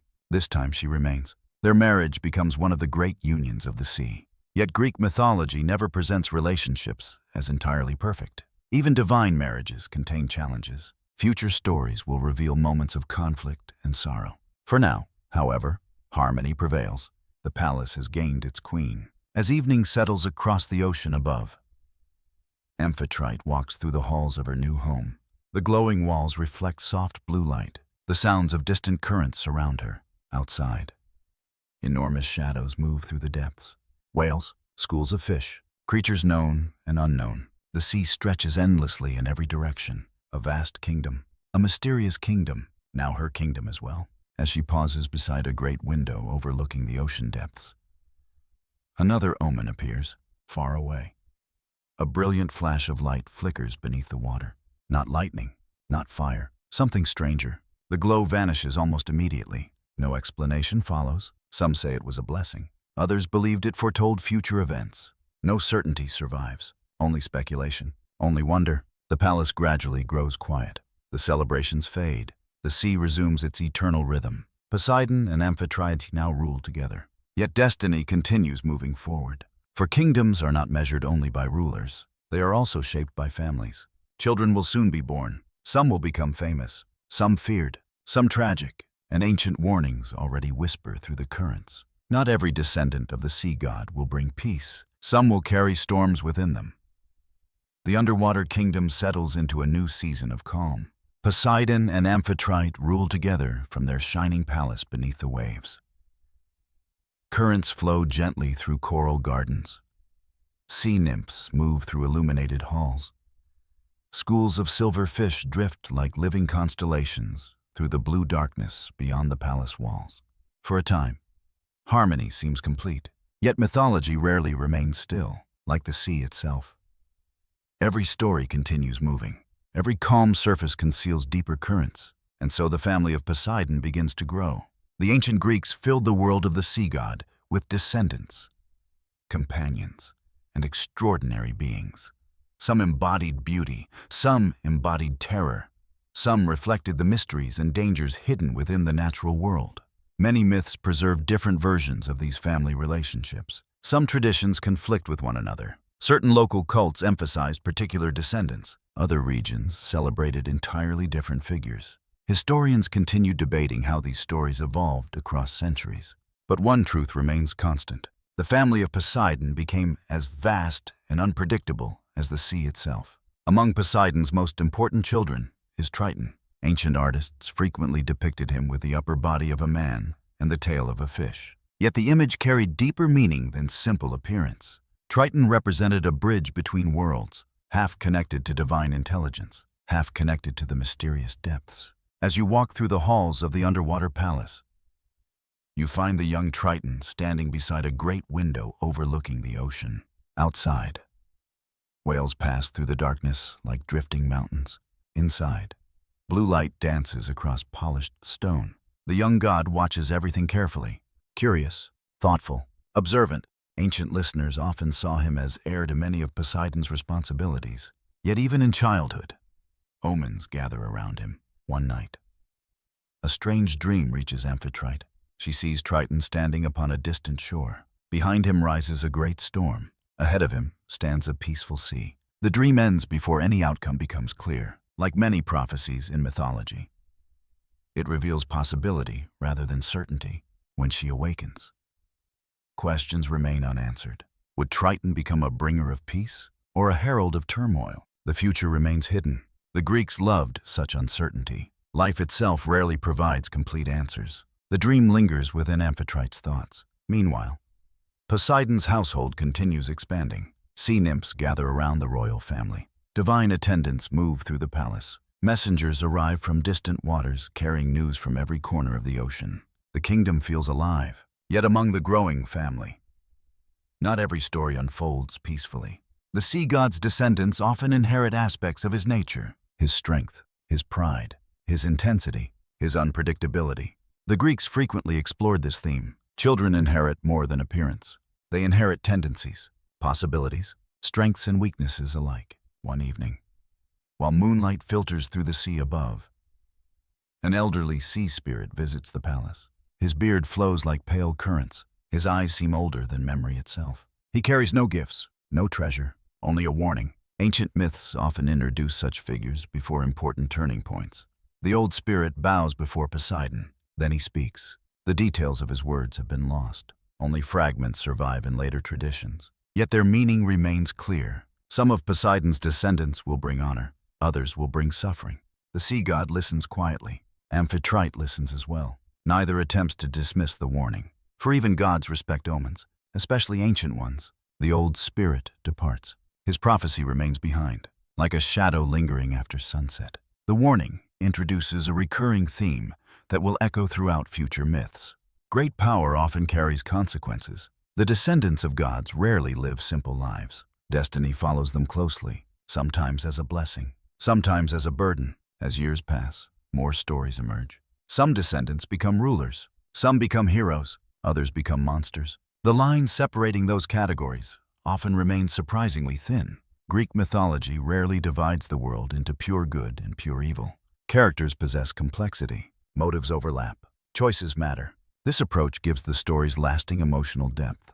Among Poseidon's descendants, one figure begins attracting particular attention, a giant named Polyphemus. His story belongs largely to the future. For now, He remains only a distant possibility, a child not yet fully grown. Yet strange rumors already circulate. Sailors report seeing enormous shapes near remote islands. Fishermen tell stories around fires. Different versions spread from harbor to harbor. No one knows exactly what is true. No one knows exactly what is exaggeration. The uncertainty itself becomes part of the legend. Ancient audiences enjoyed this blending of rumor and myth. Reality and imagination often flowed together, like rivers entering the sea, back within the palace. Amphitrite walks through coral gardens illuminated by glowing marine life. The water feels calm, the kingdom feels secure, yet she cannot entirely forget the warning, nor can she forget the dream. Both continue returning during quiet moments. The Greeks believed that wisdom often involved paying attention to subtle signs, not obsessing over them, not ignoring them, simply remaining aware. The future may be uncertain, but uncertainty does not mean blindness. As twilight deepens above the sea, another mysterious event occurs. A pearl appears within the palace. No one knows where it came from. No messenger delivered it. No attendant discovered its origin. It simply appears upon a stone pedestal one morning. The pearl is unusually large, perfectly round. Its surface reflects shifting colors: blue, silver, gold. Some interpret it as a blessing. Others suspect a warning. A few believe it represents destiny itself. Ancient traditions preserve several explanations. None can be proven. The mystery remains, and so the pearl stays within the palace, a silent reminder that not every question receives an answer. Poseidon occasionally studies it. Amphitrite studies it as well. Neither fully understands its meaning. The uncertainty feels appropriate. The sea contains countless mysteries. Why should its rulers expect complete knowledge outside the palace? Currents continue flowing through the darkness. Above, ships cross moonlit waters. Mortals offer prayers at coastal shrines. Children listen to stories about the sea god beside evening fires. The influence of Poseidon spreads steadily throughout the Greek world. His family grows. His legends multiply. His kingdom flourishes. Yet another chapter already approaches. For among all the gifts associated with Poseidon, one will become especially famous. A gift that races across fields instead of oceans. A gift connected to speed, power, and freedom. Ancient Greeks believed that horses themselves carried the touch of the sea god, and soon, the story of how Poseidon created them will begin. The sea sleeps beneath a blanket of stars, above the waves. The night feels calm and endless. A cool breeze drifts across distant islands. Harbor fires glow softly along rocky shores. Sailors rest aboard anchored ships, while gentle currents rock them toward sleep. Far below, within his underwater kingdom, Poseidon watches the movement of the world. The sea belongs to him, yet the sea is not the only thing linked to his name. Among the many mysteries surrounding the god, one stands apart. Why did the ruler of oceans become associated with horses? At first, the connection seems strange. What could powerful waves possibly share with galloping animals? The ancient Greeks wondered the same thing, and so stories emerged. Stories that sought meaning beneath the surface of the world. You leave the underwater palace and travel toward the land. Dawn approaches. The eastern horizon glows with pale silver light. Mist hangs above grassy plains. The scent of wild herbs drifts through the cool air. Somewhere in the distance, water flows through a hidden spring. Ancient Greece was a place where sea and land constantly touched one another. The coastline stretched for thousands of miles. Mountains rose abruptly beside beaches. Islands appeared everywhere. To the Greeks, the boundary between land and sea often felt fluid. Perhaps this is why Poseidon's influence eventually crossed that boundary as well. One of the oldest traditions claims that the first horse emerged through the power of the sea god. The details differ across regions. Some versions tell of a sacred spring. Others describe a strike of the trident. Still others preserve more mysterious accounts. Yet all agree on one thing. Poseidon played a central role. The scene unfolds on a lonely stretch of coastline. Clouds gather above the sea. The wind strengthens. Waves crash against black rocks. The atmosphere feels charged with possibility. Poseidon stands at the water's edge. The trident gleams beneath the darkening sky. Ancient storytellers loved moments like this. Nature itself seems to pause, waiting, listening. The sea god raises the trident, then strikes the earth. The impact echoes across the landscape. A spring bursts from the ground. Water surges upward. Foam and mist fill the air. And from that churning mixture emerges a magnificent creature. A horse, Its mane flows like white surf. Its muscles ripple with strength. Its eyes shine with wild intelligence. For a moment it seems almost made of water itself. Then it races across the land, free, swift, untamed. The image captured the imagination of generations. Even today, it feels powerful. The horse embodies many of the same qualities found in the sea: speed, energy, beauty, unpredictability. Ancient Greeks admired horses deeply. They represented prestige, strength, and freedom. Connecting them to Poseidon elevated both symbols. As you watch the horse disappear across the plains, the morning sun finally rises. Golden light spreads across fields and hills. Birds begin singing. The world awakens. Yet the mystery remains. Why exactly did this connection develop? Historians continue debating the answer. Some researchers believe Poseidon may have been associated with horses long before certain sea myths became popular. Archaeological discoveries hint at ancient religious traditions where horse symbolism played an important role. Another interpretation suggests that coastal communities connected the pounding of waves with the thunder of hooves. The evidence supports several possibilities. No single explanation fully satisfies every question. The uncertainty survives. Like many ancient mysteries, as the centuries passed, the connection strengthened. People began calling Poseidon by titles related to horses. Sacred competitions honored him. Breeders offered prayers seeking healthy animals. Kings associated their finest steeds with divine favor. The sea god's influence extended far beyond the shoreline. And yet there is something deeper beneath these stories. The Greeks often viewed horses as creatures existing between civilization and wilderness. Humans could guide them, but never completely control them. A horse possessed its own spirit, its own will. The same could be said of the sea. Perhaps that shared independence explains part of the relationship. Both demanded respect. Neither tolerated arrogance for long. One evening, years after the first horse appears, a strange omen emerges. A young shepherd sleeps beside a hillside spring. During the night, he dreams of a stallion rising from ocean waves. The animal gallops across the sea itself. Its hooves strike the water without sinking. Behind it follows a storm. Ahead of it lies a peaceful horizon. The shepherd awakens before dawn. The dream spreads through nearby villages. Soon storytellers begin repeating it. No one agrees on its meaning. Some interpret it as a blessing. Others suspect a warning. A few believe it predicts future events not yet understood. The mystery remains unresolved, and that uncertainty gives the dream its power. Greek mythology often preserved such moments. Not every omen receives an explanation. Not every prophecy reveals its purpose immediately. Life itself contains unanswered questions. The myths reflect that reality. Meanwhile, Poseidon's reputation continues growing. Sailors honor him. Horse breeders honor him. Coastal cities honor him. The sea god's influence expands across Greece. Yet greater challenges await.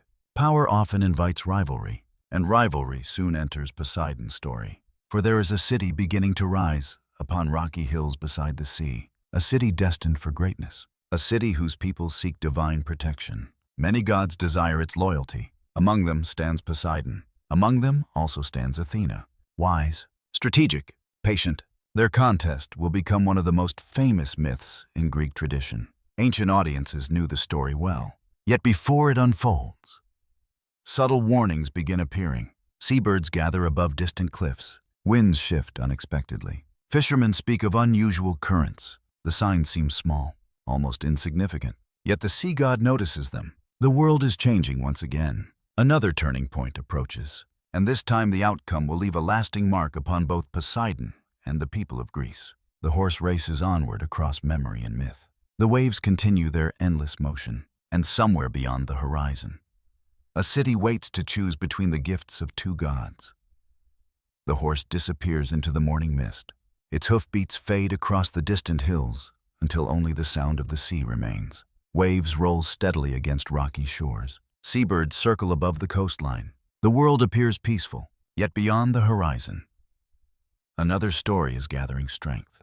A story not of war, not of monsters, not of storms, but of choice. And sometimes, the choices that shape history are quieter than battles. You travel now toward a rugged region of ancient Greece. The land rises into rocky hills overlooking the sea. Olive trees cling to dry slopes. Wild herbs perfume the warm air. Far below, sunlight dances across blue water. At the highest point stands a great rocky outcrop. In later centuries, it will become one of the most famous sacred places in the world. For now, however, it is simply a hill overlooking a growing settlement. A settlement searching for a protector. Ancient traditions tell us that many gods desired patronage over cities. Such relationships carried profound meaning. A city was not merely a collection of buildings. It was a living community, a shared identity, a sacred bond between people, land, and divine power. The settlement upon this rocky hill has not yet chosen its guardian, and two powerful gods have arrived to claim the honor, Poseidon and Athena, even before they meet. The contrast between them feels striking. Poseidon embodies motion, the sea, storms, passion, unpredictable strength. Athena represents wisdom, strategy, craftsmanship, careful judgment. Both possess immense power. Both believe they can benefit the city. Both desire recognition. Ancient listeners would have immediately understood the tension. This is not merely a contest between gods. It is a contest between different visions of civilization itself. The day of judgment arrives beneath a brilliant sky. Citizens gather upon the rocky heights. The sea stretches endlessly behind them. Warm sunlight illuminates stone pathways and simple shrines. The air smells of dust, olive leaves, and salt carried inland by the breeze. Above, white clouds drift slowly across the heavens. The atmosphere feels almost ceremonial. Yet beneath the calm surface, anticipation grows. The future of the city hangs in the balance. Different versions preserve different details about who served as judge. Some traditions speak of local kings. Others describe divine witnesses. Certain accounts mention the citizens themselves. Historians continue debating which versions developed earliest. The evidence remains incomplete, yet the central event never changes. Each god must offer a gift. The city will choose. Poseidon steps forward first. The ruler of the sea carries his trident, the same weapon received during the Titan War, the same symbol of authority that has accompanied him ever since. He approaches a bare section of stone. The crowd watches silently. The sea breeze strengthens. Somewhere overhead, gulls cry out. Then Poseidon raises the trident. The motion feels familiar, powerful, ancient. The weapon strikes the rock. A tremendous sound echoes across the hilltop. The ground trembles. Stone cracks open. From the opening bursts water. Ancient storytellers often describe it as a spring. Yet not an ordinary spring. The water tastes of salt. Some versions portray it as a reminder of the sea's power. Others suggest it represented naval strength and maritime prosperity. The symbolism remains open to interpretation. The crowd marvels. The gift is impressive. The gift is dramatic. The gift carries undeniable power. Poseidon waits, confident, perhaps even hopeful. After all, the sea connects worlds. The sea brings wealth. The sea grants access to distant horizons. What greater gift could a coastal city desire? Yet Athena has not spoken yet.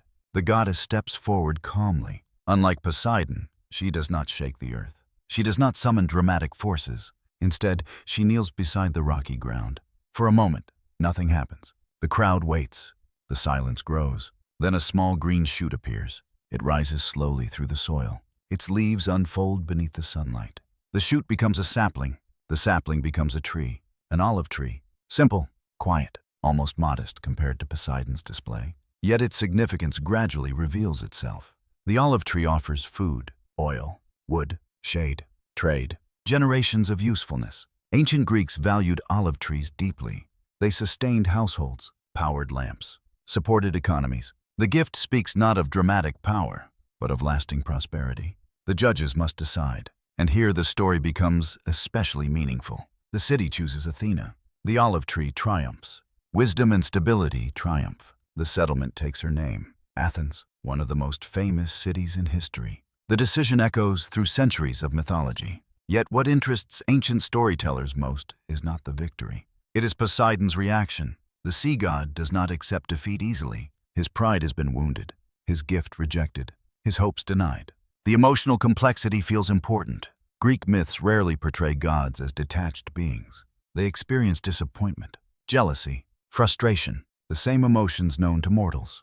Poseidon's anger begins rising like a storm gathering beyond the horizon. Different traditions describe different consequences. Some say he flooded nearby lands. Others claim he sent waves against the coast. A few preserve milder versions. Historians continue debating which traditions became popular in different regions. Whatever the details, the message remains consistent. The sea god does not welcome rejection. As evening approaches, dark clouds gather offshore. The sea grows restless. Winds sweep across the coastline.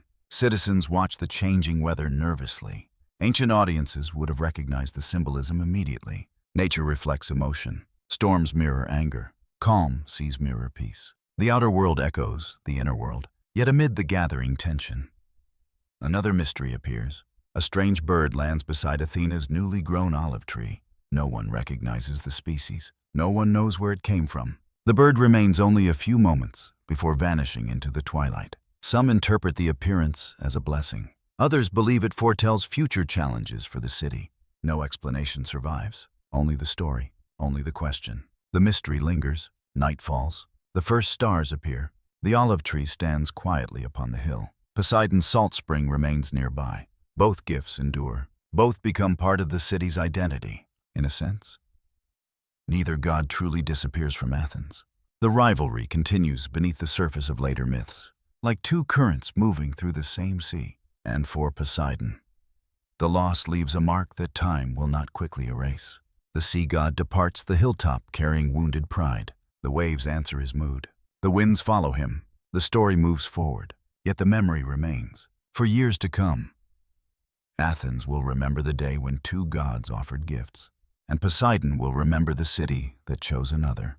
Night settles gently over the rocky hills of Athens. The crowds have dispersed. The voices of the judges have faded. Only the sounds of nature remain. A cool breeze moves through the branches of the newly created olive tree. Somewhere below the Acropolis, waves strike the coastline with steady rhythm. Stars shimmer above the sleeping land. The contest has ended. Athena has been chosen. Yet some stories do not truly begin until after the decision is made. This is one of them, for the loss remains with Poseidon, and like the sea itself, emotions rarely disappear at once. They retreat, they return, they change shape. As you stand upon the moonlit hill, the olive tree casts a long shadow across the stone. Nearby rests the salt spring created by Poseidon. Both gifts remain. Both survive. Neither has vanished. The image fascinated ancient Greeks, even after the city chose Athena. Traces of Poseidon's presence endured. Visitors could see reminders of both gods standing side by side. Wisdom and power, patience and force, land and sea. The rivalry became part of the landscape itself. Historians believe this aspect of the myth may preserve something deeper. Athens depended upon agriculture, yet Athens also depended upon maritime trade. The city needed both the olive tree and the sea. Perhaps the myth reflected that reality. Perhaps it expressed an ancient understanding that civilization requires balance. The evidence cannot provide certainty, but the interpretation remains compelling. Poseidon departs the city. His anger does not erupt immediately. Instead, it moves like a distant storm, slowly gathering strength. The Greeks understood such emotions well. Great disappointments often linger longer than sudden injuries. A wounded pride may echo for years. Even gods are not immune. As the sea god travels along the coastline, dark clouds begin forming offshore. The moon disappears behind drifting shadows. The wind grows colder. Fishermen pull their boats farther onto the beach. Sailors glance nervously toward the horizon. Nature itself seems uneasy. Ancient listeners would immediately recognize the symbolism. Poseidon's emotions and the sea's behavior often mirror one another. The connection feels natural. The ruler and the realm reflect each other. Yet not every tradition portrays Poseidon simply as bitter. Some stories suggest something more complex. Another interpretation survives, a quieter one, according to certain versions. Poseidon eventually recognizes the wisdom behind the decision. Not immediately, not without resentment, but gradually. The olive tree proves useful. The city flourishes. Athens grows prosperous. The gift succeeds. The possibility introduces an interesting question. Can even gods learn from disappointment? The myths never answer directly. The uncertainty remains, and perhaps that uncertainty is intentional. As the years pass, Athens begins transforming. Stone structures rise upon the hill. Markets expand. Festivals attract visitors from distant regions. The olive tree becomes a symbol of identity. Its branches appear in sacred rituals. Its oil fuels lamps. Its fruit nourishes families. Generation after generation benefits from Athena's gift. Meanwhile, Poseidon's salt spring remains visible. Visitors continue discussing it. Pilgrims continue honoring it. The sea god has lost the contest, but he has not been forgotten. In many ways, the coexistence of both gifts becomes the true heart of the myth. Ancient audiences loved stories where multiple truths could exist together. The olive tree offers peace. The sea offers opportunity. The city needs both. One cannot entirely replace the other. One evening, many years after the famous contest, an unusual event occurs. A severe drought strikes the region. Streams shrink. Fields suffer. The heat feels relentless. Citizens grow worried. As concern spreads, rumors begin circulating. Some claim Poseidon is angry once again. Others dismiss the idea. Still others point toward the ancient salt spring. Perhaps, they suggest, the sea god has not abandoned the city after all. The stories differ. The details blur. Historians continue debating which versions emerged earliest. Yet, the drought tradition survives because it expresses a recurring theme. Human beings often search for meaning during hardship. Myths provide a language for those searches. The drought eventually ends. Rain returns. The olive trees recover. Life continues. Yet the old questions remain. What exactly did Poseidon feel toward Athens? Anger, respect, regret. A mixture of all three. No surviving source provides a complete answer. The mystery persists, and that mystery gives the relationship lasting depth. As night deepens, you walk once more across the sacred hill. The city below glows with scattered firelight. The air smells faintly of olive oil and wood smoke. The stars appear brighter now. The olive tree stands quietly against the darkness. Its leaves rustle softly in the breeze. Nearby, the salt spring reflects moonlight. The two gifts remain together. Centuries later, travelers will still speak of them. The memory of the contest will survive long after its participants have become legendary. That endurance mattered to the Greeks. Myths were not merely entertainment.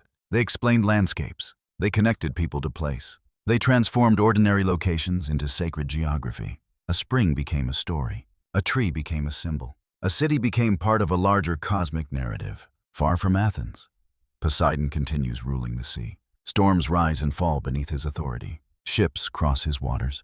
Prayers reach him from countless harbors. The disappointment of Athens slowly becomes part of his character. Not forgotten, not erased. Simply absorbed, like a river entering the ocean. Yet destiny is already guiding him toward another challenge. A city far more ancient than Athens. A city whose walls will become famous throughout the world. A city standing beside the coast of Asia Minor. Its towers rise proudly against the sky. Its king possesses wealth. Its people trust in strong defenses.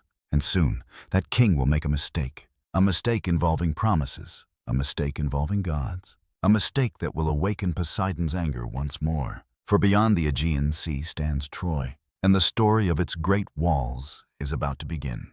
The waters of the Aegean shimmer beneath the morning sun. Gentle waves roll toward distant shores. Merchant ships cross familiar trade routes.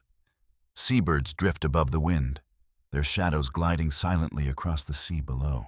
The world appears calm, yet beyond the horizon stands a city whose fate is already beginning to take shape. A city remembered for heroes, prophecies, and war. A city whose story will become inseparable from the story of Poseidon. That city is Troy. You travel eastward across the sea. The coastline gradually rises before you. Green hills overlook broad plains. Rivers wind toward the shore. And upon elevated ground stands a fortified city. Its towers catch the sunlight. Its walls dominate the landscape, even from a distance. Troy appears impressive. Ancient traditions often described it as wealthy and powerful. Archaeological discoveries suggest that several cities stood upon the same site across different periods. Layers of construction accumulated over centuries. Historians continued debating exactly which historical realities inspired the legendary Troy. Yet the myth remains larger than any single archaeological answer. The city exists simultaneously in history and imagination. And within mythology, Poseidon plays an unexpected role in its rise. The story begins during a period when Troy is ruled by King Laomedon. The king possesses ambition. He desires greatness. He dreams of making his city secure against every threat. Ancient listeners would have understood such ambitions. Strong walls meant survival. Strong walls meant prosperity. Strong walls meant prestige. Yet achieving greatness often requires help. Sometimes mortal help. Sometimes divine help. The circumstances that bring Poseidon to Troy vary across traditions. Some versions tell of a punishment imposed by Zeus. Others preserve slightly different explanations. Most agree on one point. Poseidon and Apollo arrive together for a time. The two gods take on the appearance of ordinary laborers. The image fascinated ancient audiences, powerful divine beings performing physical work. The contrast feels almost surprising. Yet Greek mythology frequently blurs boundaries between gods and mortals. The divine world often enters everyday life in unexpected forms. You walk beside the growing walls. Stone blocks rise higher each day. Workers move through clouds of dust. The sound of hammers echoes across the construction site. The scent of fresh-cut timber fills the air. Beyond everything, the sea remains visible, blue and endless. Poseidon labors beside Apollo. Together, they help create fortifications, unlike any the region has seen. Ancient storytellers describe the walls as extraordinary, massive, beautiful, nearly impregnable. Some traditions even suggest that divine craftsmanship became part of the structure itself. The city gains protection. The city gains prestige. The city grows stronger. As the work continues, strange signs begin appearing. A hawk circles repeatedly above the unfinished walls. Workers report unusual dreams. A shepherd claims to have seen light moving across the stones during the night. Different witnesses offer different accounts. No one agrees completely. Ancient listeners would have recognized the pattern. Whenever destiny approaches, omens often appear first. Not explanations, not answers, only hints. The future remains hidden. The signs merely remind everyone that something important is unfolding. Poseidon notices these reports. Apollo notices them as well. Yet the work continues, day after day, stone after stone. Eventually the walls stand complete. The city celebrates. Music fills the streets. Torches illuminate public squares. Wine flows freely. The people admire their magnificent defenses. King Laomedon appears pleased, at first. Yet beneath the celebration lies a problem. A promise, one that will soon be broken. Before construction began, Laomedon agreed to reward the gods for their labor. The arrangement seemed straightforward. The king would receive extraordinary walls. The builders would receive fair compensation. Such agreements mattered deeply in Greek culture. Promises carried sacred weight. Hospitality carried sacred weight. Honor carried sacred weight. To violate these obligations risked more than personal reputation. It risked offending divine order itself. As the festivities continue, Poseidon waits. Apollo waits. The reward never comes. Laomedon refuses. Different traditions explain his motives differently. Some portray greed. Others suggest arrogance. A few imply simple foolishness. Whatever the reason, the outcome remains unchanged. The king breaks his word. The moment feels deceptively small. No battle occurs. No lightning strikes. No walls collapse. Yet ancient audiences would have sensed the seriousness immediately. Many Greek myths begin with broken obligations, a neglected duty, a violated oath, a forgotten promise. Such actions often unleash consequences far greater than expected. Poseidon's reaction develops slowly. The sea god has experienced disappointment before. Athens chose Athena. That wound eventually settled into memory. This situation feels different. Here, the issue is not rejection. It is dishonor, a deliberate refusal to fulfill an agreement. The distinction matters. As evening falls over Troy, Poseidon stands upon a cliff overlooking the sea. Below, waves strike the shoreline. Above, dark clouds drift across the stars. The city glows with celebration behind him. The king remains confident, perhaps too confident. Ancient myths often portray arrogance as a dangerous blindness. Those who believe themselves untouchable frequently fail to recognize approaching danger. Laomedon embodies this pattern. The walls seem strong. The city seems secure. The future appears favorable. Yet the omens continue. One night, fishermen report strange movements beneath the water. Another night, sailors speak of unusual currents. A third report describes distant thunder beneath a clear sky. No one understands these signs completely, but uncertainty spreads, like ripples moving across still water. The Greeks love this kind of tension. The audience knows something is coming. The characters do not, or perhaps they refuse to see it. As the weeks pass, Poseidon's anger deepens. Not explosive anger, not yet. A quieter anger, a colder anger, the kind that waits, the kind that plans. Meanwhile, Troy continues enjoying its prosperity. Markets remain busy. Children play beside the gates. Merchants travel through the streets. Life appears normal. That appearance will not last, for the sea god is not forgotten. The promise remains broken. The insult remains fresh, and somewhere within the darkness, beyond the coastline, A new horror is beginning to stir. Ancient traditions speak of a creature rising from the depths, a monstrous being connected to Poseidon's wrath, a living expression of divine punishment. Whether the creature existed literally within the mythology or symbolized natural disasters remains debated by historians. The mystery survives. What does not survive is Troy's sense of security. The walls stand tall. The city feels protected, yet no wall can defend against every danger, especially when the danger comes from the sea itself. And soon, the waters surrounding Troy will deliver a terrifying reminder that promises matter. The sea appears calm. Morning sunlight glitters across the waters near Troy. Fishing boats drift beyond the harbor. Merchants prepare their cargo. Children play along the shoreline while gulls wheel overhead. Nothing seems unusual. Nothing suggests that disaster approaches. Yet beneath the surface, something is changing. Ancient myths often begin their darkest chapters this way.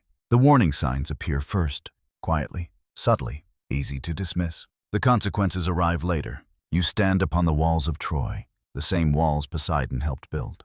Their stone faces glow warmly beneath the rising sun. The city feels secure, protected, almost invulnerable. King Laomedon certainly believes so. His confidence has only grown since refusing the reward promised to the gods. The magnificent fortifications surrounding Troy seem to justify every decision. Why fear consequences when your city stands stronger than ever? Why honor obligations when power appears sufficient? The Greeks frequently explored such questions, again and again.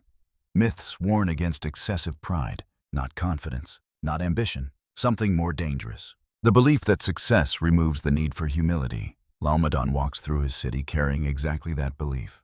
And the sea is watching. Days pass, then weeks. The first signs emerge. Fishermen return with strange stories. They speak of enormous shadows moving beneath their boats, dark shapes larger than any creature they have ever seen. Some claim the stories are exaggerations. Others grow uneasy. No one knows the truth. The uncertainty spreads through taverns and marketplaces. Ancient audiences would immediately recognize this pattern. Rumors often precede revelations. The unknown creates tension long before danger becomes visible. Soon additional reports arrive. A merchant vessel disappears. Then another. Pieces of wreckage wash ashore. Broken wood, torn sails, cargo scattered across the beach. No survivors return. No explanations follow. The mystery deepens. At night, people begin gathering around fires to discuss possibilities. Some blame storms. Some blame pirates. Others whisper about older things. Things living in the deep sea. Things rarely seen by human eyes. The stories grow with each telling, like waves building before a storm. Meanwhile, Laomedon dismisses the rumors. The king remains convinced that Troy's prosperity will continue. His walls stand firm. His treasury remains full. His authority appears secure. Yet another omen arrives. One evening, a priest climbs the city walls shortly before sunset. As he looks toward the sea, he notices something strange. The horizon appears darker than usual, not with clouds, with movement, something enormous, something distant. The figure vanishes before anyone else can see it. The priest reports the sighting. Few believe him. Ancient myths often use such moments to reveal a recurring truth. Warnings rarely arrive in forms people want to hear. The messenger is ignored. The danger remains. The pattern continues as summer advances. The sea grows increasingly restless. Currents shift unexpectedly. Fish abandon familiar waters. Birds change their migration routes. Nature itself seems uneasy. The Greeks paid close attention to such signs. The natural world often communicated what words could not. Animals sensed approaching storms. Birds responded to hidden changes. The environment became a language of omens. In Troy, however, few are listening. Then the creature appears. The morning begins peacefully enough. The sky remains clear. The sea lies calm beneath the sun. Fishermen prepare their nets. Children gather near the beach. Everything feels ordinary until a cry rises from the shoreline. Then another, and another. People begin pointing toward the water. At first, only a dark shape is visible. Then the shape grows larger, closer. Soon there can be no doubt. Something immense is emerging from the sea. Ancient traditions describe the monster differently. Some portray a giant serpent. Others imagine a creature resembling a dragon. A few accounts offer even stranger descriptions. Historians continue debating the symbolism. Perhaps the monster represented storms. Perhaps floods. Perhaps the unpredictable dangers of the sea itself. The exact form remains uncertain. The terror does not. The creature rises above the waves. Water cascades from its massive body. Its roar echoes across the coastline. Panic spreads instantly. The harbor erupts into chaos. People run. Boats collide. Shouts fill the air. The city that felt invincible suddenly feels fragile. Very fragile. The monster attacks. Ancient storytellers do not linger excessively on destruction. Their focus lies elsewhere, on meaning, on consequence. The creature serves as a reminder. The broken promise has returned. The unpaid debt has come due. Poseidon's anger now possesses physical form, a living curse, a visible warning. Within the city, fear replaces confidence. The walls remain standing. Yet walls cannot stop every threat, especially one arriving from the sea. Laomedon finally understands the seriousness of the situation. The king consults priests. Sacrifices are offered. Prayers rise toward the heavens. None bring immediate relief. The monster remains. The danger remains. And another prophecy soon emerges. Ancient myths rarely separate catastrophe from prediction. The two often travel together. According to surviving traditions, divine guidance reveals a terrible solution. A sacrifice must be made, a royal sacrifice. Laomedon's daughter, Hesione, must be offered to the monster. The prophecy horrifies the city. It horrifies the king. Yet fear has narrowed the available choices, or so it seems. The Greeks often explored this tragic territory. Moments when every option carries suffering. Moments when fate appears impossible to escape. Hesione is brought to the shoreline. The sea stretches endlessly before her. The waves roll toward the beach. The sky above feels vast and indifferent. Ancient listeners would have felt the emotional weight immediately. The innocent often suffer because of the mistakes of the powerful. The theme appears throughout mythology, again and again. Yet another mystery lingers beneath the surface. Would Poseidon truly demand such a sacrifice? Or had human fear misunderstood the prophecy? Some modern interpretations raise this possibility. The myths do not provide certainty. The question remains unanswered before the sacrifice can occur. However, destiny introduces a new figure, a hero, a traveler, a man whose name will echo through many myths. Heracles, known later to the Romans as Hercules. His arrival changes everything. For now, though, his ship remains only a distant shape upon the horizon. The monster still waits offshore. The city still trembles. The curse remains active. And Poseidon, far below the sea within his underwater kingdom, watches events unfold. The sea god has delivered his warning. The broken promise has been answered. Yet the story of Troy is far from finished. In fact, its greatest tragedies still lie centuries ahead. The city has survived the monster. Perhaps the city has survived fear, for now.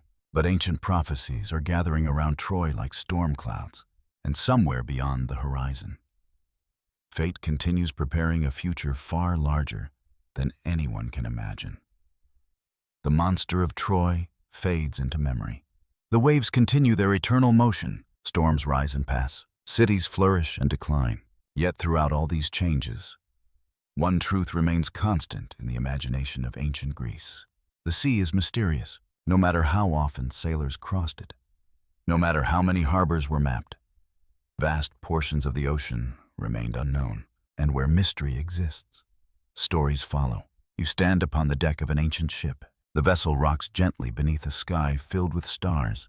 The sea stretches endlessly in every direction. No coastline is visible. No mountain peaks break the horizon. Only darkness, only water, only possibility. Ancient sailors knew this feeling well. The Mediterranean connected civilizations, but it also concealed dangers. Storms appeared suddenly. Currents shifted unexpectedly. Ships vanished without explanation. The sea gave life. The sea took life. To make sense of such uncertainty, the Greeks filled the waters with extraordinary beings. Some were beautiful, some terrifying. Most were both, and nearly all existed somewhere within the realm of Poseidon. As the ship glides across moonlit waters, an old sailor begins telling stories. The younger crew members gather around him. The wind carries the scent of salt and distant rain. The stars shine brightly overhead. Perfect conditions for ancient tales. His first story concerns Scylla. Even among sea monsters, Scylla inspires fear. Ancient traditions describe her differently. Some portray 6 heads emerging from a rocky cliff. Others emphasize rows of sharp teeth and long necks. The details vary. The terror remains. Scylla waits beside a narrow strait. Passing ships must sail close to her rocky lair, and when they do, disaster often follows. The image feels symbolic. Certain stretches of coastline genuinely posed serious dangers to ancient navigation. Sharp rocks, hidden currents, unexpected waves. Some researchers believe myths like Scylla emerged from those real experiences. Another interpretation suggests older folklore influenced the stories. The evidence allows several possibilities. The mystery survives. As the sailor speaks, the younger listeners glance nervously toward the darkness. Every wave suddenly seems suspicious. Every shadow appears deeper. That is the power of a good myth. It transforms ordinary uncertainty into living imagination. Yet Scylla is only one danger. Across the strait waits another. Charybdis, unlike Scylla. Charybdis appears less like a creature and more like a force. Ancient stories describe a great whirlpool capable of swallowing entire ships. 3 times each day the waters descend. 3 times they rise again. Sailors caught too close rarely survive.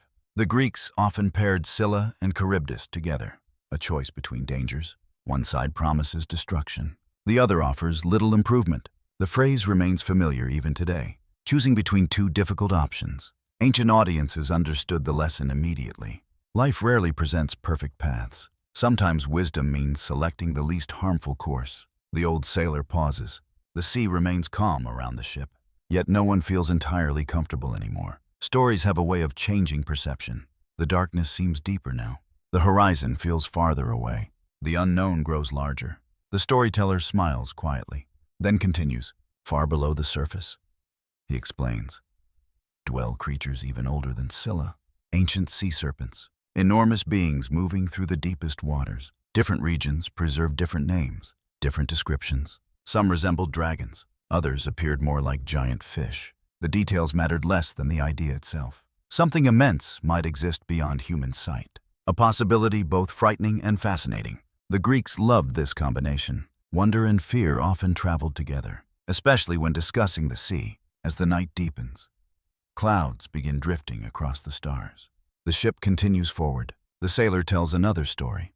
This one concerns the sea nymphs. Unlike monsters, these beings often appear beautiful, graceful, enchanting. Yet beauty in Greek mythology rarely guarantees safety. Many sailors claim to hear songs drifting across calm waters, voices so lovely they seemed impossible to resist. Some traditions connected these tales to sea nymphs. Others linked them to the sirens. The stories overlap in interesting ways. Historians continue debating how the traditions influenced one another. No complete answer survives, only fragments, only possibilities. The uncertainty adds to the mystery. As the listeners absorb each tale, Poseidon's realm begins feeling larger, more complex. The sea is no longer merely water. It has become a world, a kingdom populated by forces beyond ordinary understanding. That perspective mattered deeply to ancient audiences. Myths transformed nature into narrative. The ocean became more than geography. It became a living presence, a place of characters, motives, and hidden dangers. Near midnight, another omen appears. A streak of light crosses the sky. Not lightning, not a star, something stranger. The sailors fall silent. The old storyteller watches carefully. Ancient Greeks paid close attention to unusual events in nature. Comets, meteors, unexpected celestial phenomena. Such signs rarely felt random. The meaning, however, remained uncertain. Was the light a blessing? A warning? A message? No one knows. The mystery lingers. The streak vanishes. The sea returns to darkness. Yet the moment remains in memory. As many omens do, the ship sails onward. And the stories continue. Some tell of giant fish capable of swallowing entire vessels. Others speak of underwater caverns filled with forgotten treasures. A few mention ancient beings sleeping beneath the deepest trenches, waiting, dreaming, perhaps never to awaken, perhaps destined to rise again someday. The Greeks rarely insisted upon certainty. Their mythology often allowed multiple versions to coexist. Different regions preserved different traditions. Different generations added new interpretations. The result feels remarkably alive. The stories evolve. The mysteries remain. By the time dawn approaches, the crew has fallen quiet. The old sailors' tales have transformed the journey. The sea still appears calm, yet everyone now senses unseen possibilities beneath the surface. And perhaps that feeling reflects exactly what ancient mythology intended. Not simple fear, not simple wonder, a mixture of both. Respect for forces larger than oneself. Respect for mysteries that cannot be fully explained. as the first light of morning spreads across the horizon. The monsters begin fading back into legend. Scylla returns to her rocks. Charybdis returns to her whirlpool. The sea serpents vanish into the depths. The stories remain, waiting for another night, waiting for another listener. Meanwhile, far beyond these legends, a different story is approaching. A story involving a hero, a king, a Cyclops, and a terrible mistake. For among Poseidon's descendants lives a giant named Polyphemus, and soon, a wandering hero named Odysseus will cross his path. The consequences will echo across the sea for years to come, before the wandering of Odysseus, before the long years of divine vengeance upon the sea. Another hero's story becomes entwined with the name of Poseidon. The dawn arrives softly over Greece. Golden light spreads across hills covered in olive trees. Mist lingers in quiet valleys. Fishing boats leave their harbors while shepherds guide flocks across dew-covered grass. The world feels peaceful, yet beneath that peace, ancient stories continue unfolding. You travel now to Athens. The city has grown since the famous contest between Poseidon and Athena. Temples rise upon sacred heights. Markets fill with merchants and travelers. The scent of bread, olive oil, and incense drifts through crowded streets. Among the people of Athens, a remarkable child is growing. His name is Theseus. The ancient Greeks remembered him as one of their greatest heroes. Yet even before his adventures begin, mystery surrounds his birth. Different traditions preserve different versions. Some claim he is the son of King Aegeus. Others insist Poseidon himself is his true father. Many storytellers embraced both explanations simultaneously. The uncertainty remained part of the myth, and perhaps that uncertainty mattered more than certainty ever could. Ancient heroes often occupied a space between mortal and divine. Their origins reflected that tension. Theseus belongs to both worlds. As a boy, he grows strong enough to lift stones others cannot move, strong enough to endure hardships that would overwhelm ordinary people.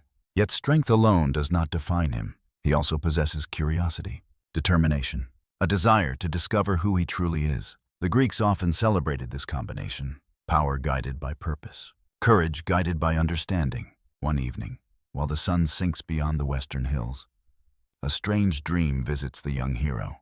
He stands beside the sea. The water appears calm. Then a great wave rises before him, not threatening, not violent. Within the wave, he glimpses a distant palace shining beneath the ocean. A figure holding a trident watches silently. The dream ends before any words are spoken. When Theseus awakens, the image remains vivid. Ancient audiences would immediately recognize the significance. Dreams often revealed hidden truths, not complete truths, not easy truths, only fragments, enough to inspire questions, enough to guide destiny. Years pass. The boy becomes a young man. Eventually, the time arrives for him to journey toward Athens and claim his place among its people.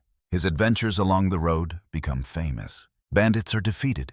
Dangerous foes fall. The young hero proves himself again and again. Stories spread ahead of him. By the time he reaches Athens, his reputation has already begun to grow.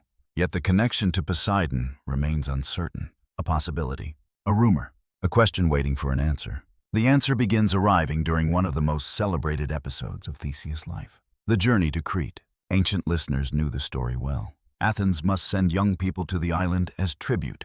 There, within a great labyrinth, waits the Minotaur, a creature half man and half bull. The details of that story belong largely elsewhere. Yet Poseidon's presence lingers around it in surprising ways. The Minotaur itself traces part of its origin to a sacred bull associated with the sea god. The threads of mythology often connect unexpectedly. One story leads into another. One destiny touches many others. As Theseus prepares for the voyage, another omen appears. A dolphin follows his ship, day after day, always nearby, always watching. The sailors notice, the hero notices. No one fully understands the meaning. Yet dolphins have long been associated with Poseidon. The appearance feels significant. The question is how. Ancient audiences loved such mysteries. The signs arrive first. Understanding arrives later. If it arrives at all, the ship sails onward. The sea remains calm. Then an important encounter occurs. Among the passengers is a proud nobleman who doubts Theseus's claims. Words are exchanged. Challenges follow. Eventually, the dispute reaches a dramatic point. The nobleman throws a ring into the sea. If Theseus truly possesses divine ancestry, he declares, let him retrieve it. The challenge seems impossible. The ring vanishes beneath dark water. The sea reveals nothing. The passengers wait. The wind moves softly across the waves. Theseus does not hesitate. He dives. The surface closes above him. Sunlight fades as he descends. Ancient storytellers cherish this moment. The hero enters the realm of mystery. The known world disappears. The unknown begins. You follow him downward. The water grows cooler. The light becomes softer. Fish glide silently through blue shadows. Then, just as in earlier stories, another world emerges.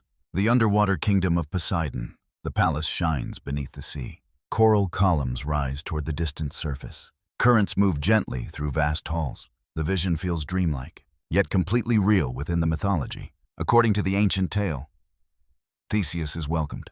Some versions describe Amphitrite greeting him. Others emphasize Poseidon's role. A few combine both traditions. Historians continue debating how the story evolved. The exact details remain uncertain. The emotional meaning remains clear. The hero receives recognition, acceptance, validation. The mystery surrounding his parentage grows deeper rather than disappearing. Theseus retrieves the ring. He also receives a magnificent gift, a crown or a garland. Different traditions preserve different versions. Whatever its form, the object symbolizes favor from the sea, a blessing from the underwater realm. When Theseus returns to the surface, astonishment spreads through the ship. The challenge has been answered.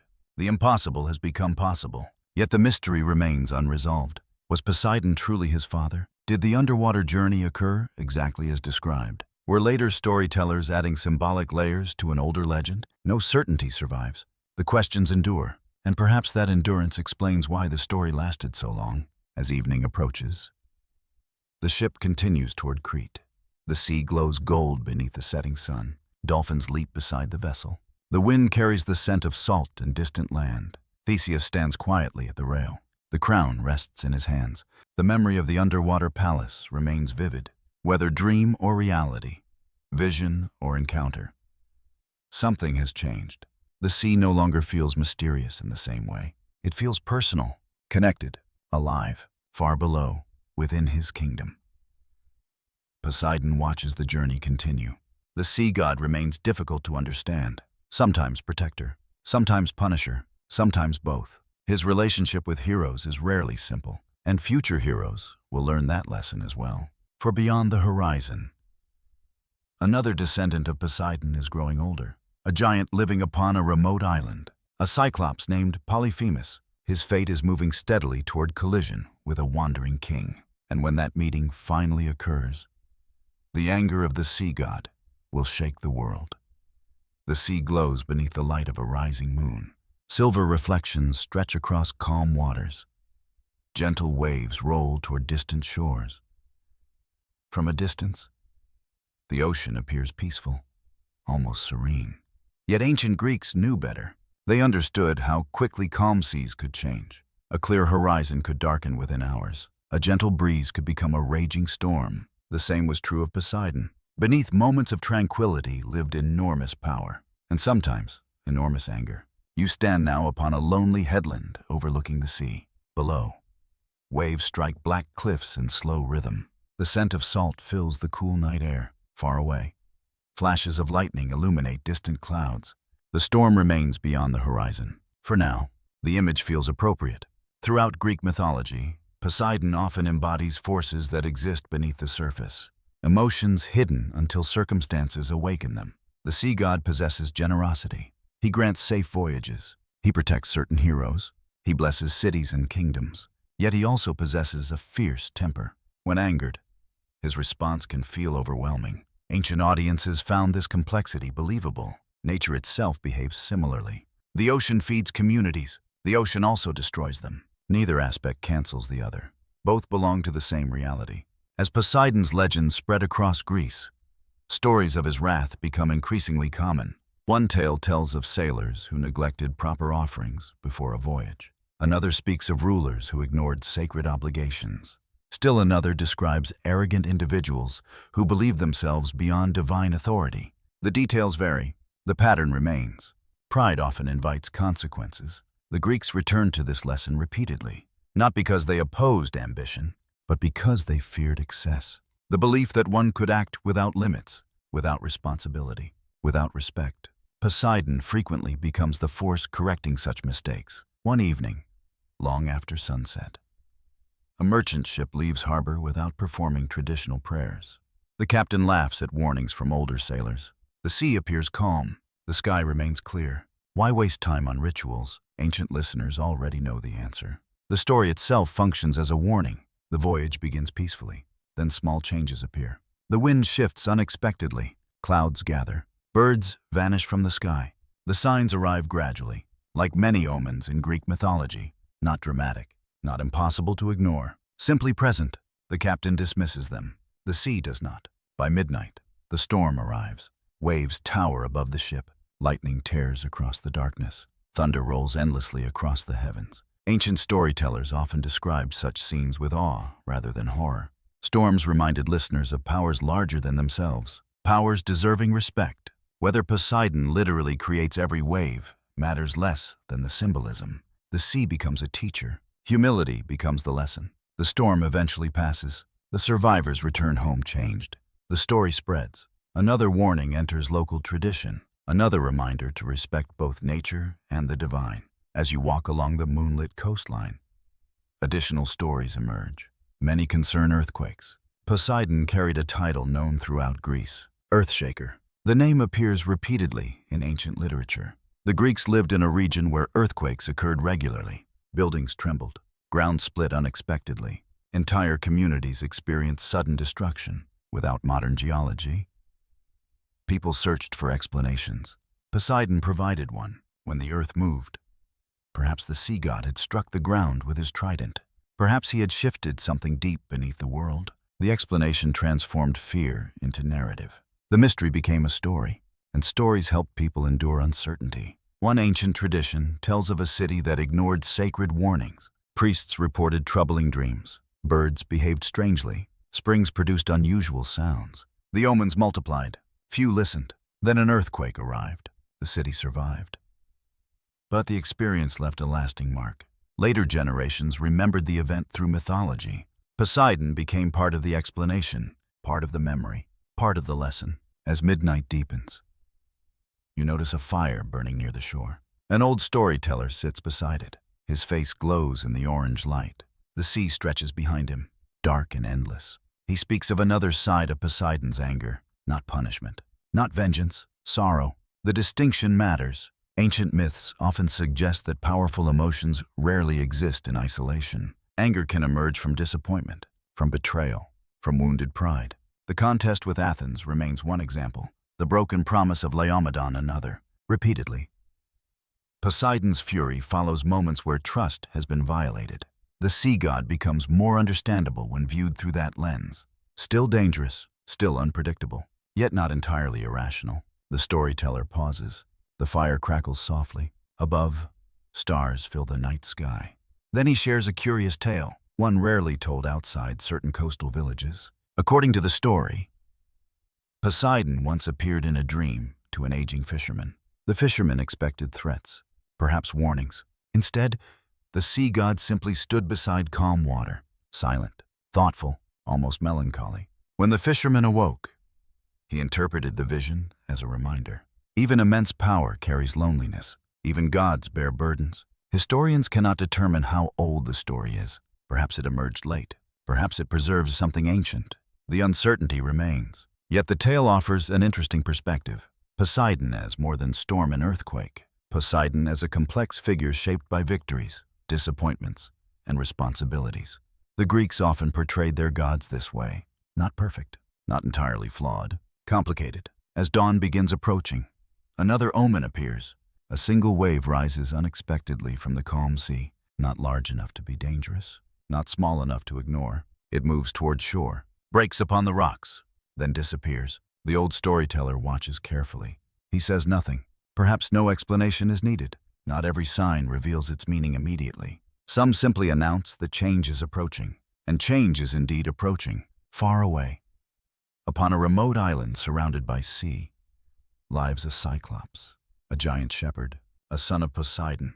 His name is Polyphemus. His story has been quietly moving toward destiny for years. Soon a wandering hero will arrive upon that island. Soon pride, survival, and vengeance will collide. Soon Poseidon's wrath will find a new reason to awaken, and the sea itself will become an enemy to one of Greece's greatest heroes.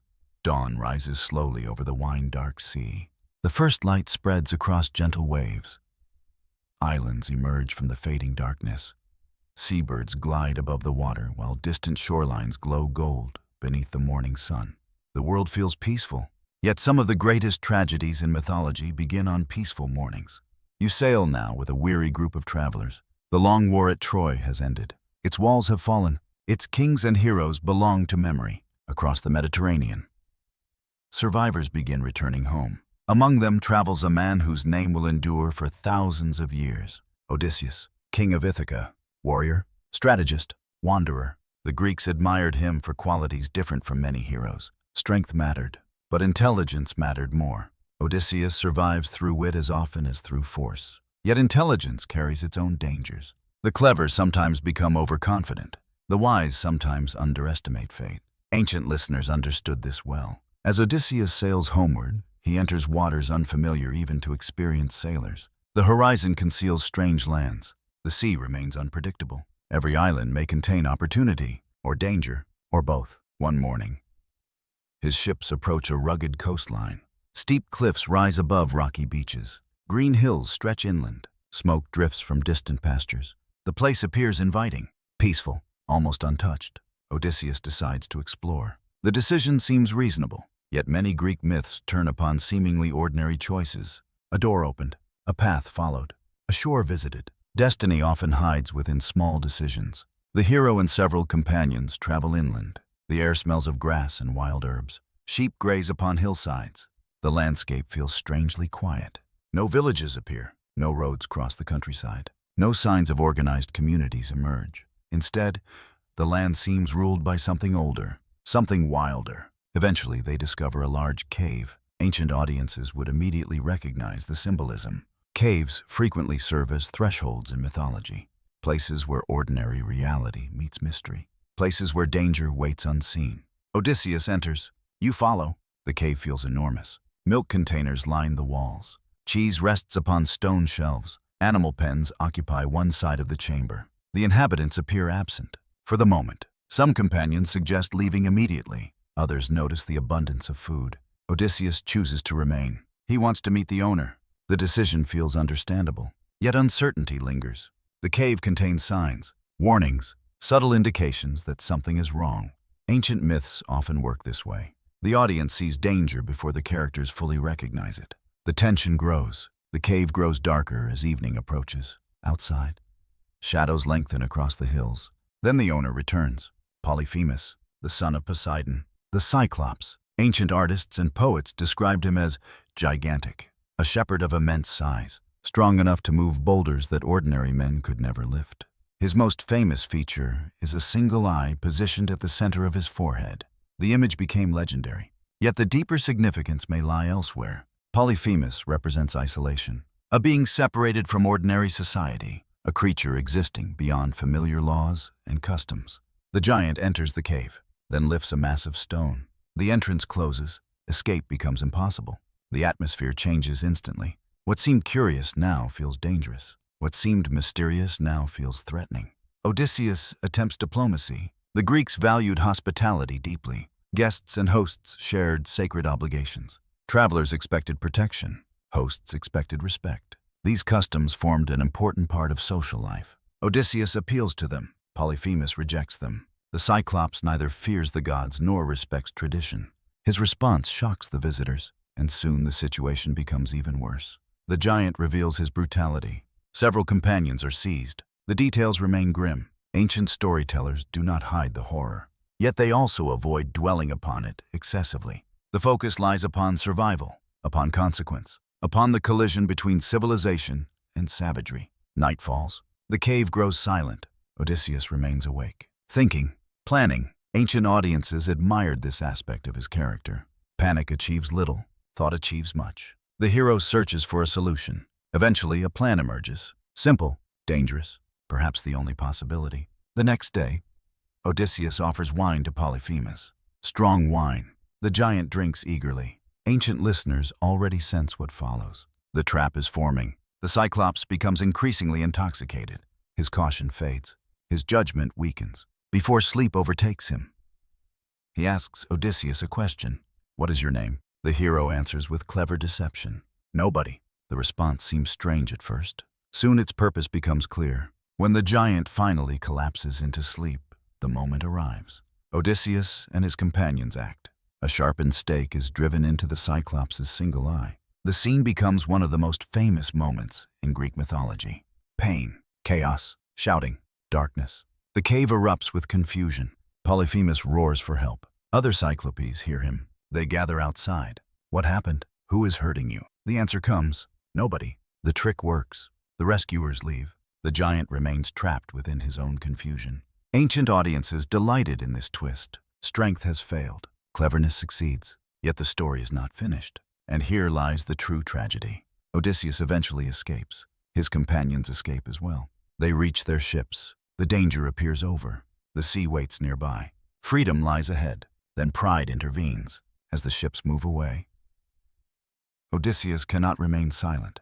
Perhaps he wants recognition. Perhaps he wants glory. Perhaps he simply wants the Cyclops to know who defeated him, whatever the reason. He reveals his true name. The decision changes everything.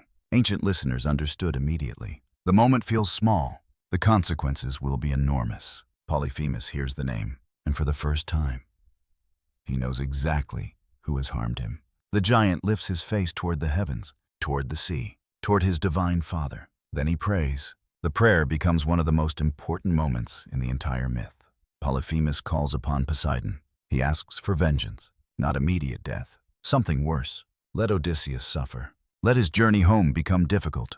Let loss accompany him. Let sorrow follow him. The curse rises from the island into the air, across the sea, toward the underwater kingdom. Ancient audiences knew what this meant. A son has called upon his father. A wound has been inflicted. The sea god has heard, far below the waves. Poseidon becomes aware of the prayer. The ruler of the oceans listens. His son has been blinded. His bloodline has been harmed. His pride has been challenged. The sea remains calm for now. The horizon remains bright. Odysseus believes escape has succeeded. He cannot yet see what is approaching, but the winds are already beginning to change, and soon, every wave between Troy and Ithaca will carry the shadow of Poseidon's anger. The island of the Cyclops disappears behind the horizon. At first, everything seems unchanged. The sea remains blue beneath the afternoon sun. The sails of Odysseus's ships fill with favorable winds. Seabirds drift lazily above the waves. The journey home appears possible once again.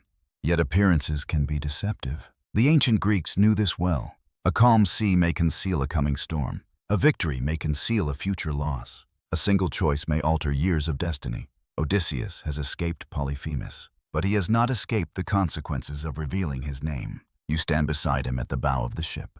The salt wind brushes against your face. The scent of the sea fills the air. The horizon stretches endlessly in every direction. Freedom feels close, so close, and yet far away. The prayer of Polyphemus has already crossed the waters, far beneath the surface, within halls of coral and silver. Poseidon has heard every word. The sea god sits upon his throne. Currents move softly through the palace. Blue light dances across polished walls. The kingdom appears peaceful. Yet something has changed. Ancient storytellers often describe divine anger not as an explosion, but as a tide. Gradual, powerful, unstoppable once it begins moving. Poseidon remembers many things. He remembers Troy. He remembers Laomedon.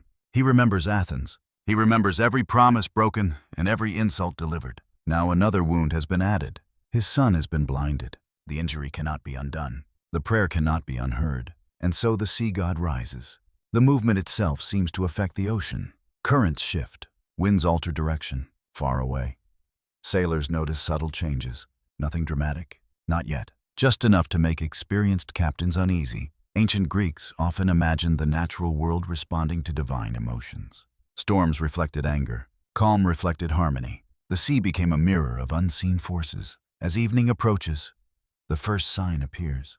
A strange cloud forms upon the horizon. Small, dark, isolated. Odysseus notices it.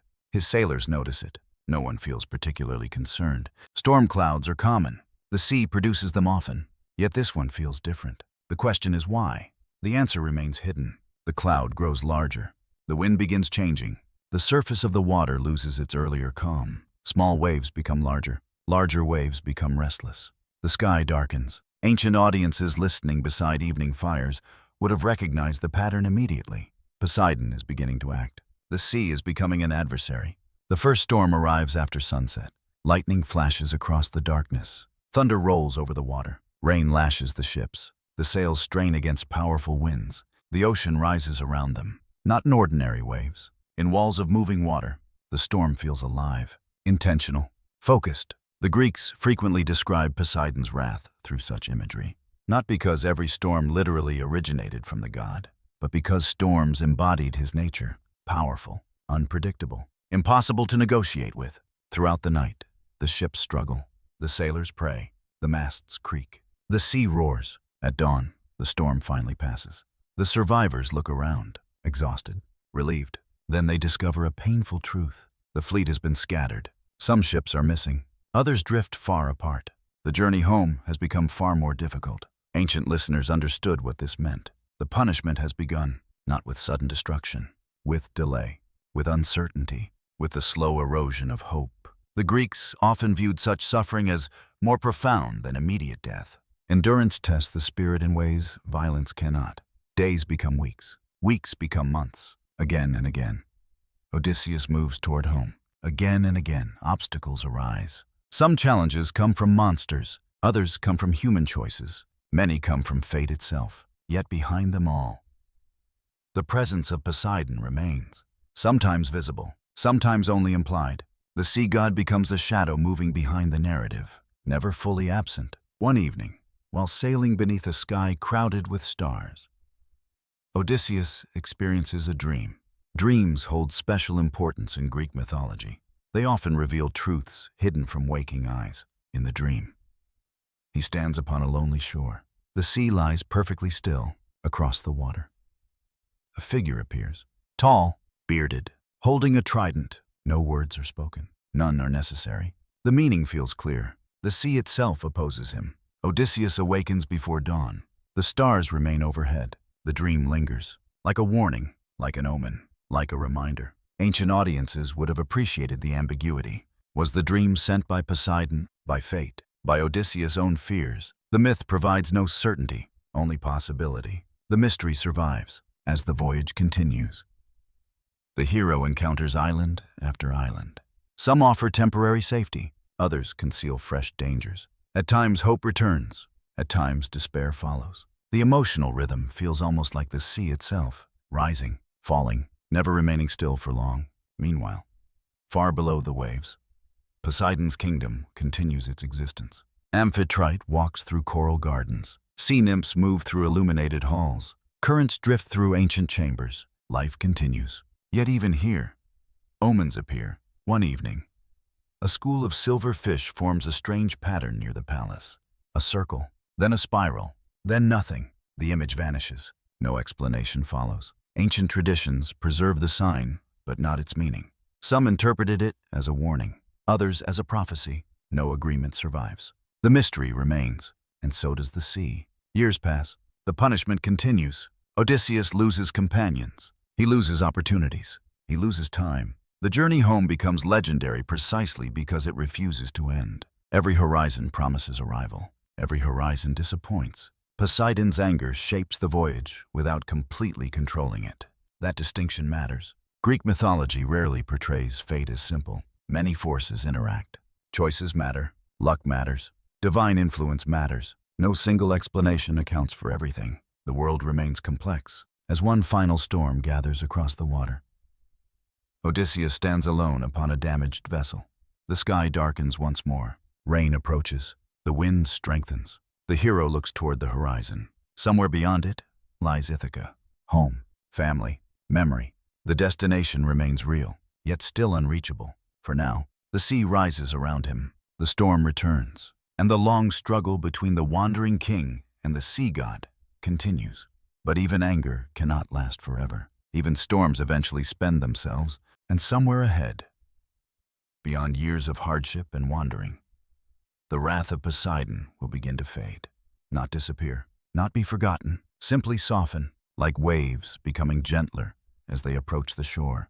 The storm finally loosens its grip on the sea, not all at once, but gradually, as if the ocean itself is exhaling after a long breath held in anger.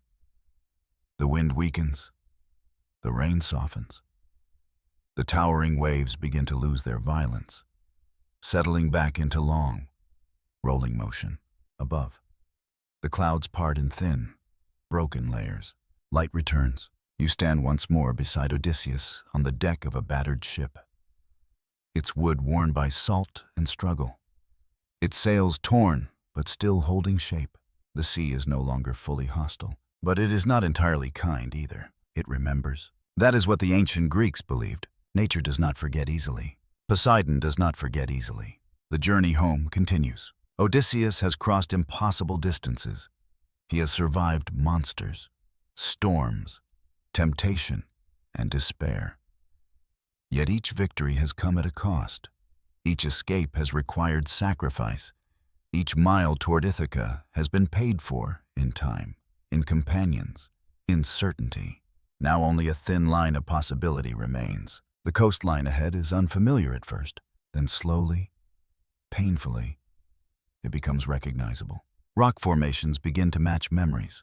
The shape of distant hills feels familiar in a way that unsettles the heart. Ancient storytellers often describe this moment as both blessing and trial. To return home is not only joy, it is also confrontation with everything that has changed. The sea grows calmer as the final distance closes. Yet even now, Poseidon's presence is not gone. It has simply become quieter, like a distant pulse beneath the water. At times, a sudden wave still rises without warning. At times, the wind shifts as if remembering old anger. But no final storm arrives. Not anymore. The punishment is nearing its end. Some traditions suggest that divine anger, even among gods, follows cycles, not infinite rage, but emotional tides, rising, peaking, then slowly receding. You feel that receding now in the rhythm of the waves. Odysseus finally reaches the shores of Ithaca. The land rises from the sea in familiar contours. Olive trees move gently in the breeze. Goats graze on rocky hillsides. The air carries the scent of earth, not salt. Home exists again. Yet even here, silence waits. The world does not immediately recognize him. Time has changed everything. People have changed. Power has shifted. The king who left for Troy is no longer easily found within the man who has returned. Ancient myths often linger on this tension. Return is never simple restoration. It is transformation. And transformation requires acceptance. Poseidon's role begins to fade not because the story forgets him, but because his purpose within it is fulfilled. The sea god has enforced his warning. He has answered the insult. He has shaped the journey. Now the journey reaches its destination, far beneath the waves. Within the coral-lit halls of his kingdom, Poseidon sits in silence. Amphitrite stands nearby. The currents move gently through the palace. No new storms are forming. No new curses are being spoken. The ocean is returning to balance. Not peace, not perfection. Balance. That is the word the Greeks would have understood best. Even divine emotions eventually find equilibrium. Even great anger eventually becomes memory above the sea. Odysseus steps onto the soil of Ithaca. He does not yet reveal himself. He does not yet reclaim his throne. Those events belong to another part of the myth, another unfolding chapter. But the journey across the wine-dark sea is now complete. The long punishment has ended, and Poseidon's influence withdraws like a tide, returning to deeper waters. Not gone, never gone, but no longer active. The sea remains vast, unpredictable, beautiful, dangerous. Yet it no longer pursues one man across every horizon. In the quiet that follows, the world feels different. Ships will still sail, storms will still rise, prayers will still be offered at coastal shrines. Poseidon will still be honored. But something has shifted. The balance between anger and release has been restored.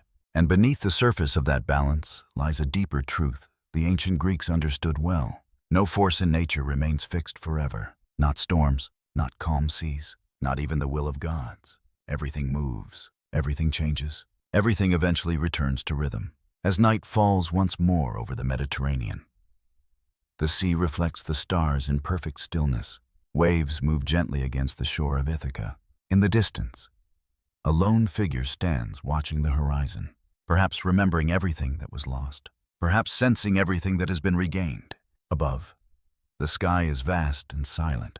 Below, the sea breathes in slow, endless motion, and somewhere between them, in that quiet space where myth becomes memory, Poseidon endures, not as rage, not as storm, but as presence, as depth, as the ancient reminder that the world is larger than any single journey. The waves continue, the stars continue, and the story settles. Like water becoming still after a long disturbance. Gently, slowly, almost imperceptibly, into sleep, the sea grows quiet after the long storm, not silent, but softened, as if the ocean itself has remembered how to breathe without anger. Waves roll gently against familiar coastlines. Harbor waters reflect the slow movement of stars. Fishing boats rest in calm bays while the night settles across the Greek world. Poseidon has not disappeared. He has simply stepped back into the rhythm of everyday life. You walk now through a coastal harbor in ancient Greece. Stone piers extend into the water. Wooden ships sway gently at their moorings. The scent of salt, fish, and olive oil fills the air. Torches flicker along the shoreline, their light trembling across wet stone. This is where Poseidon truly lives in the minds of the people, not only in storms, not only in myths of vengeance, but in daily survival, in hope, in quiet prayer before a voyage. Every harbor is a threshold, a place between safety and uncertainty, between land and sea, between known and unknown. Ancient Greeks understood this deeply.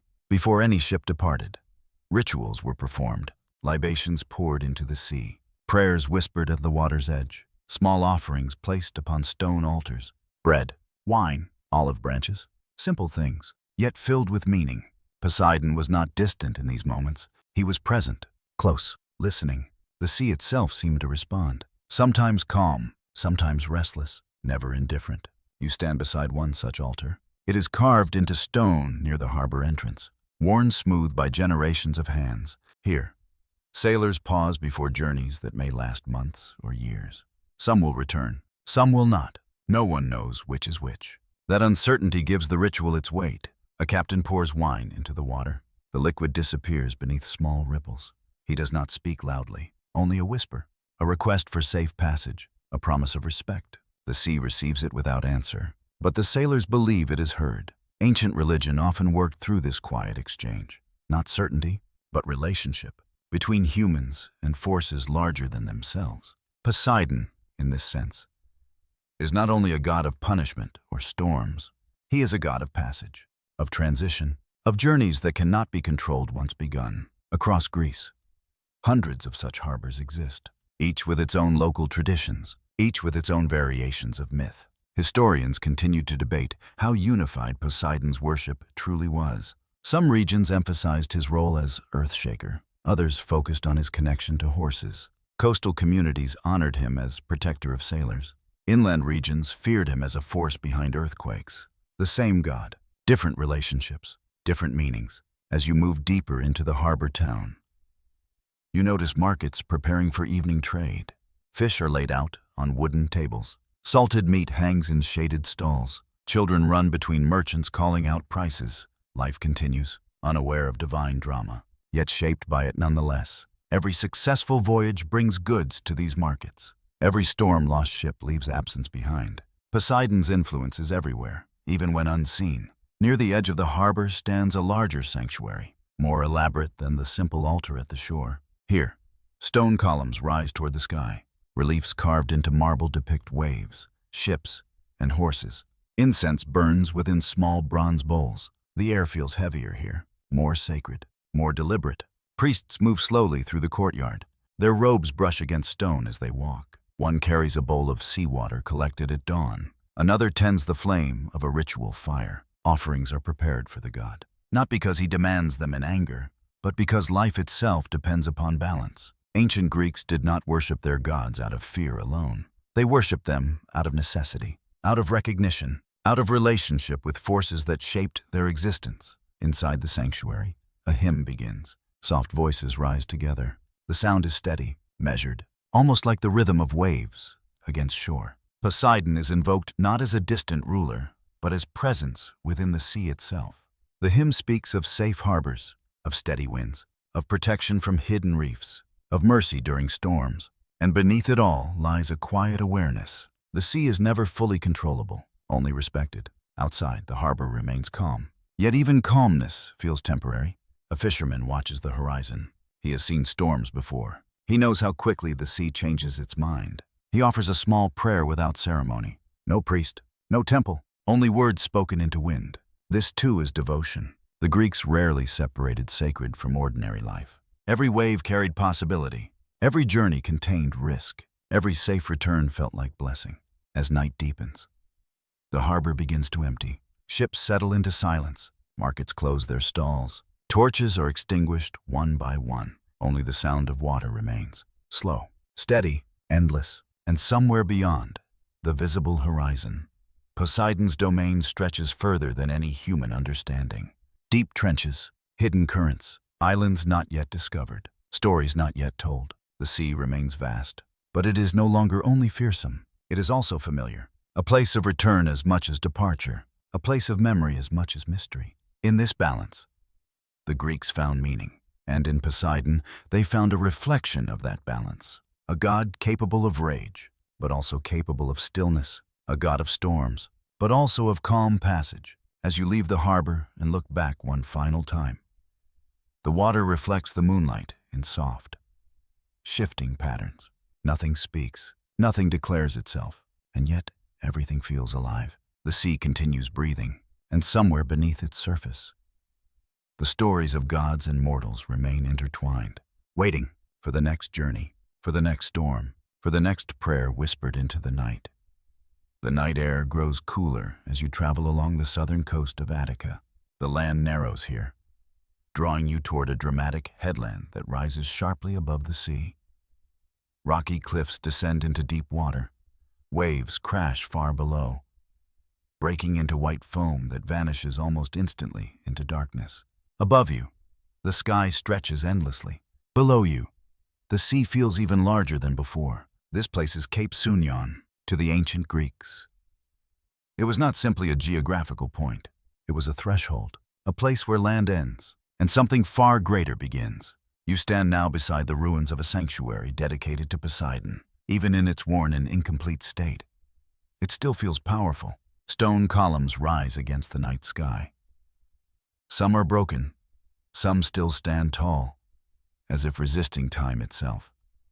The wind moves through them, producing a low, almost musical sound. It feels like breathing, like memory, like presence. Ancient sailors once looked toward this same point before crossing open waters. They came here not to ask for certainty, but for protection, for favor, for survival. The Greeks understood the sea as both pathway and abyss. It connected their world, and it separated them from everything beyond it. At Sounion, those truths felt closer than anywhere else. The sanctuary was built high above the water so Poseidon could be seen approaching from afar, not physically, but symbolically, as waves gathered below, as winds rose along the cliffs. Sailors believed the god's presence could be felt in the movement of the air. You walk slowly through the ruins. Stone beneath your feet is worn smooth by centuries of footsteps. Offerings once filled these spaces. Now only fragments remain. Broken pottery, faded inscriptions, faint carvings of tridents and waves. Yet even in ruin, the place does not feel empty. It feels watched. Ancient historians suggest that sanctuaries like this served more than religious purposes. They were psychological anchors, places where fear of the sea could be transformed into ritual, into meaning, into something bearable. A sailor standing here before departure was not just praying. He was negotiating with uncertainty. The wind picks up suddenly, not violently, but noticeably. It moves through the broken columns and across the cliff edge, far below.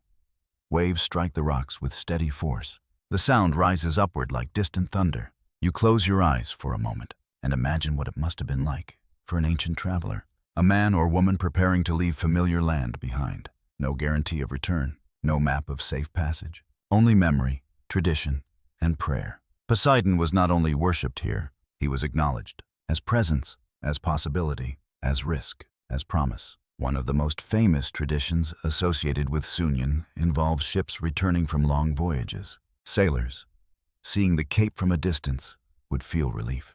The sight of the sanctuary meant they were nearing home, a place of safety, a point where the sea god could finally be thanked rather than feared. In that sense, Sounion was both beginning and end, departure and return, fear and gratitude. The dual nature of Poseidon himself reflected in stone and cliff. As night deepens, the ruins become silhouettes against the sky.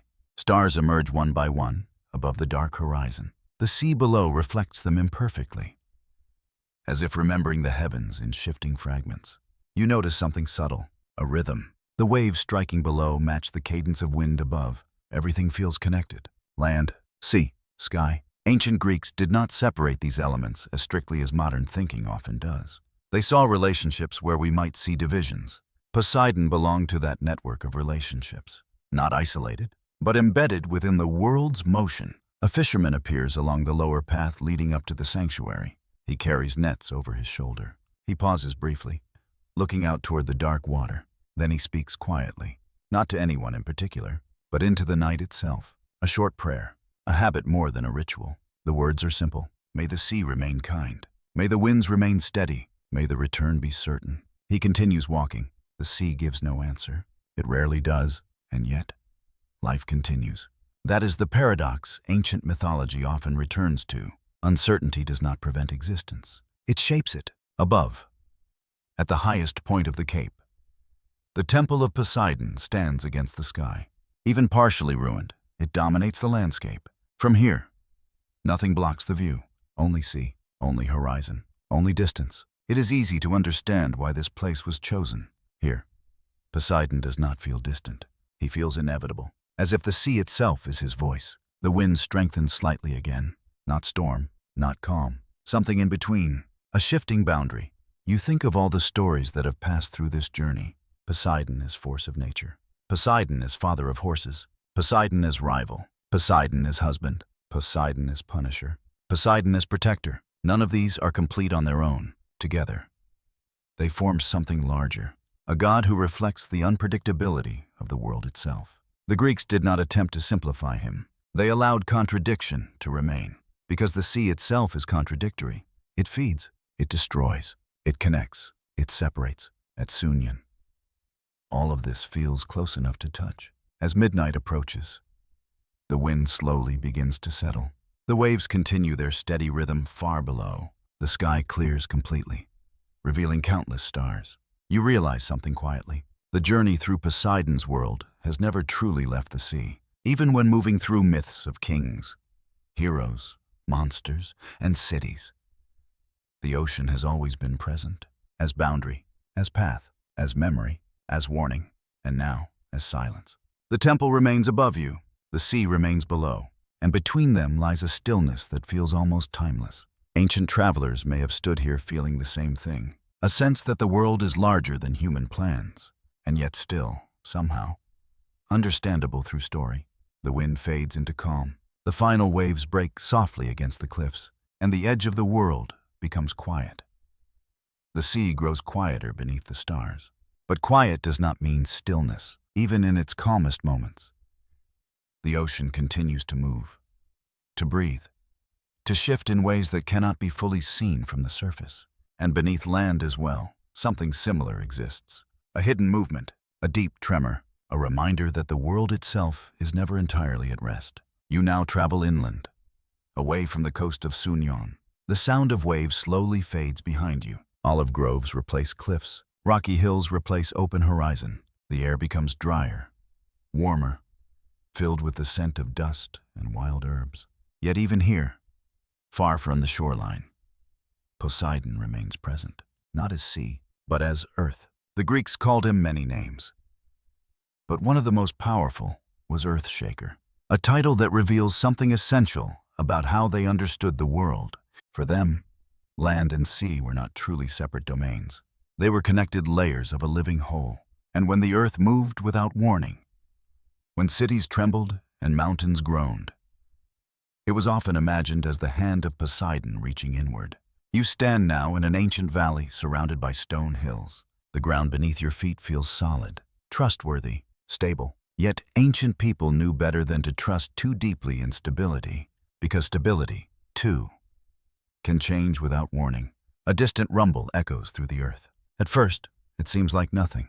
Perhaps thunder far away, perhaps wind moving through valleys. But then it grows stronger, deeper. It is not in the sky. It is below. The ground begins to tremble. Dust rises from stone pathways. Olive branches shake violently. Birds lift suddenly into the air. Ancient Greeks experienced earthquakes frequently enough that they wove them directly into their mythology. They did not see them as random events. They saw intention, motion with meaning. When the earth shook, Poseidon was near. Or so they believed. The tremor intensifies. For a few moments, everything feels unstable. Not collapsing, but uncertain, as if the world itself is shifting its weight. Then, slowly, it fades. The hills settle. The dust falls. The birds return. Silence follows, a silence that feels heavier than before. You notice an old stone shrine nearby, partially collapsed, half swallowed by time. Carvings along its surface are worn, but still visible. A trident, waves, a horse carved into the rock. Its form eroded, but still recognizable. Offerings once placed here have long since disappeared. But the memory of offering remains. Ancient communities often built shrines to Poseidon inland as well as along the coast. This fact sometimes surprises modern readers, but to the Greeks, it made perfect sense, because earthquakes did not come from the sea. They came from beneath everything, land and sea alike. The same force moved both. As you step closer to the shrine, you imagine the people who once gathered here. Farmers, travelers, families, all experiencing the same fear when the ground moved beneath them. No ship needed, no storm required, only the earth itself shifting. In such moments, Poseidon was not distant. He was immediate, present, unavoidable. Ancient myths often describe him striking the ground with his trident, not as literal explanation, but as symbolic language, a way to give form to something invisible and overwhelming. The Greeks rarely separated natural events from divine narrative. To them, meaning and mechanism were intertwined. One did not exclude the other. The wind rises slightly again through the valley. You notice how even small movements of air feel different after the memory of an earthquake. The body remembers instability, even when it is gone. A shepherd appears on a distant slope, guiding his flock across uneven terrain.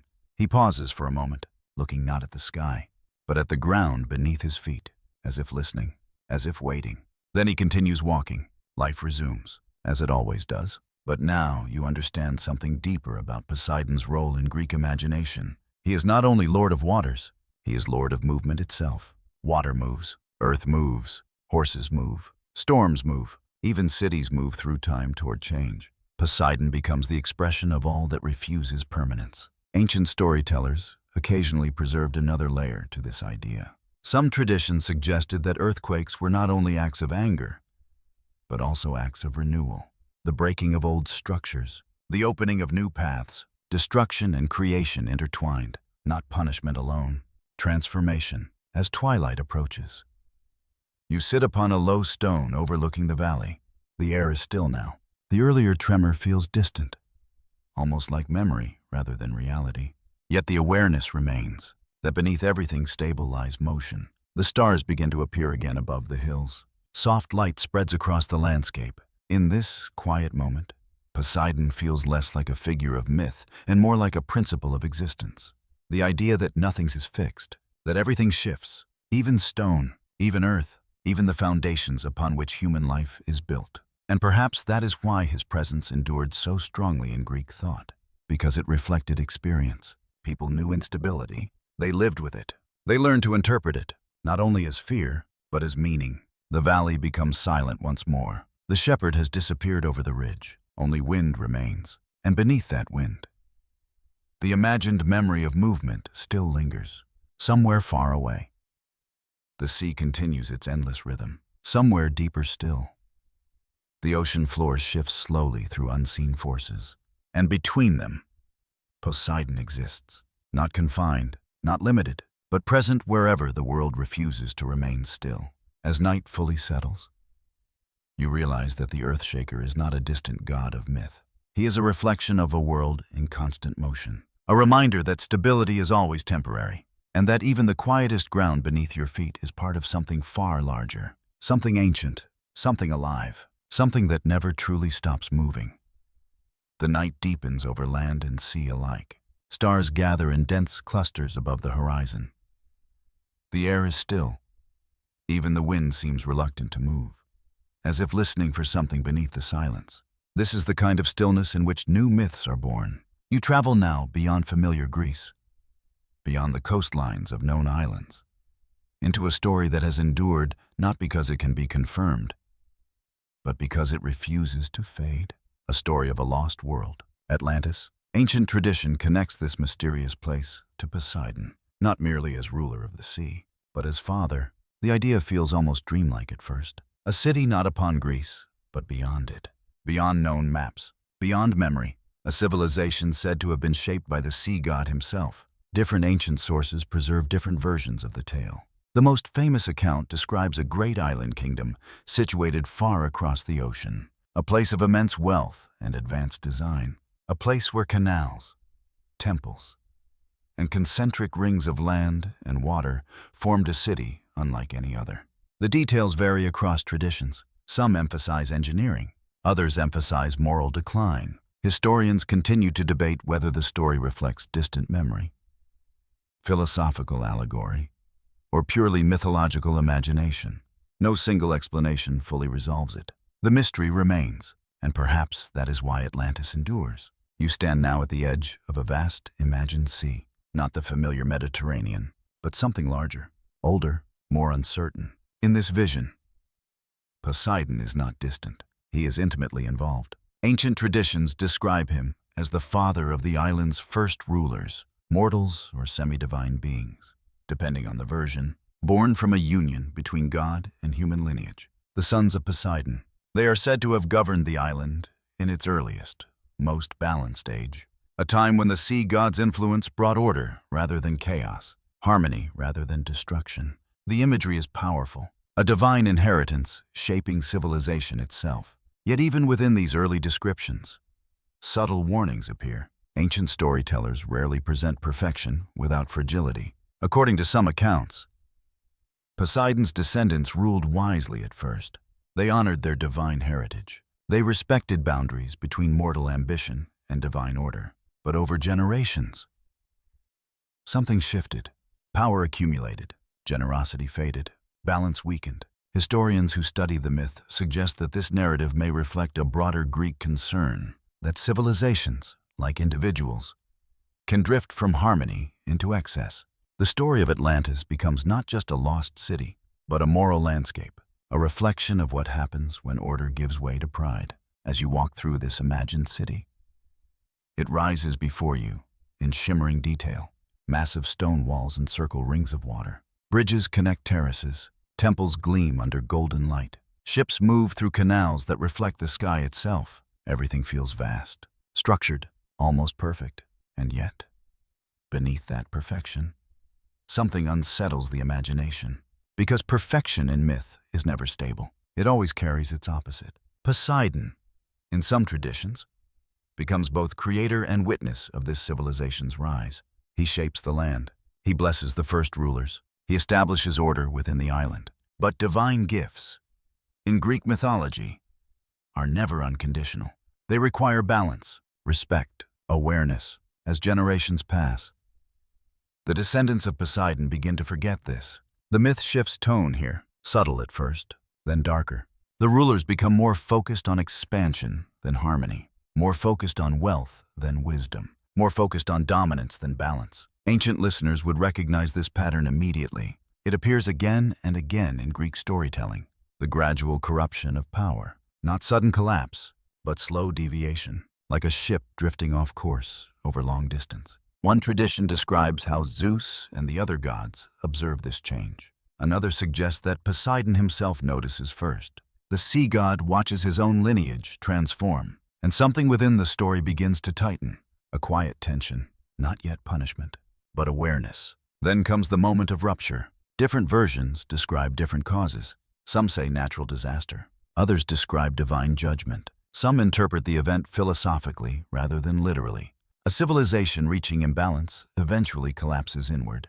What remains consistent is disappearance. Atlantis falls beneath the sea.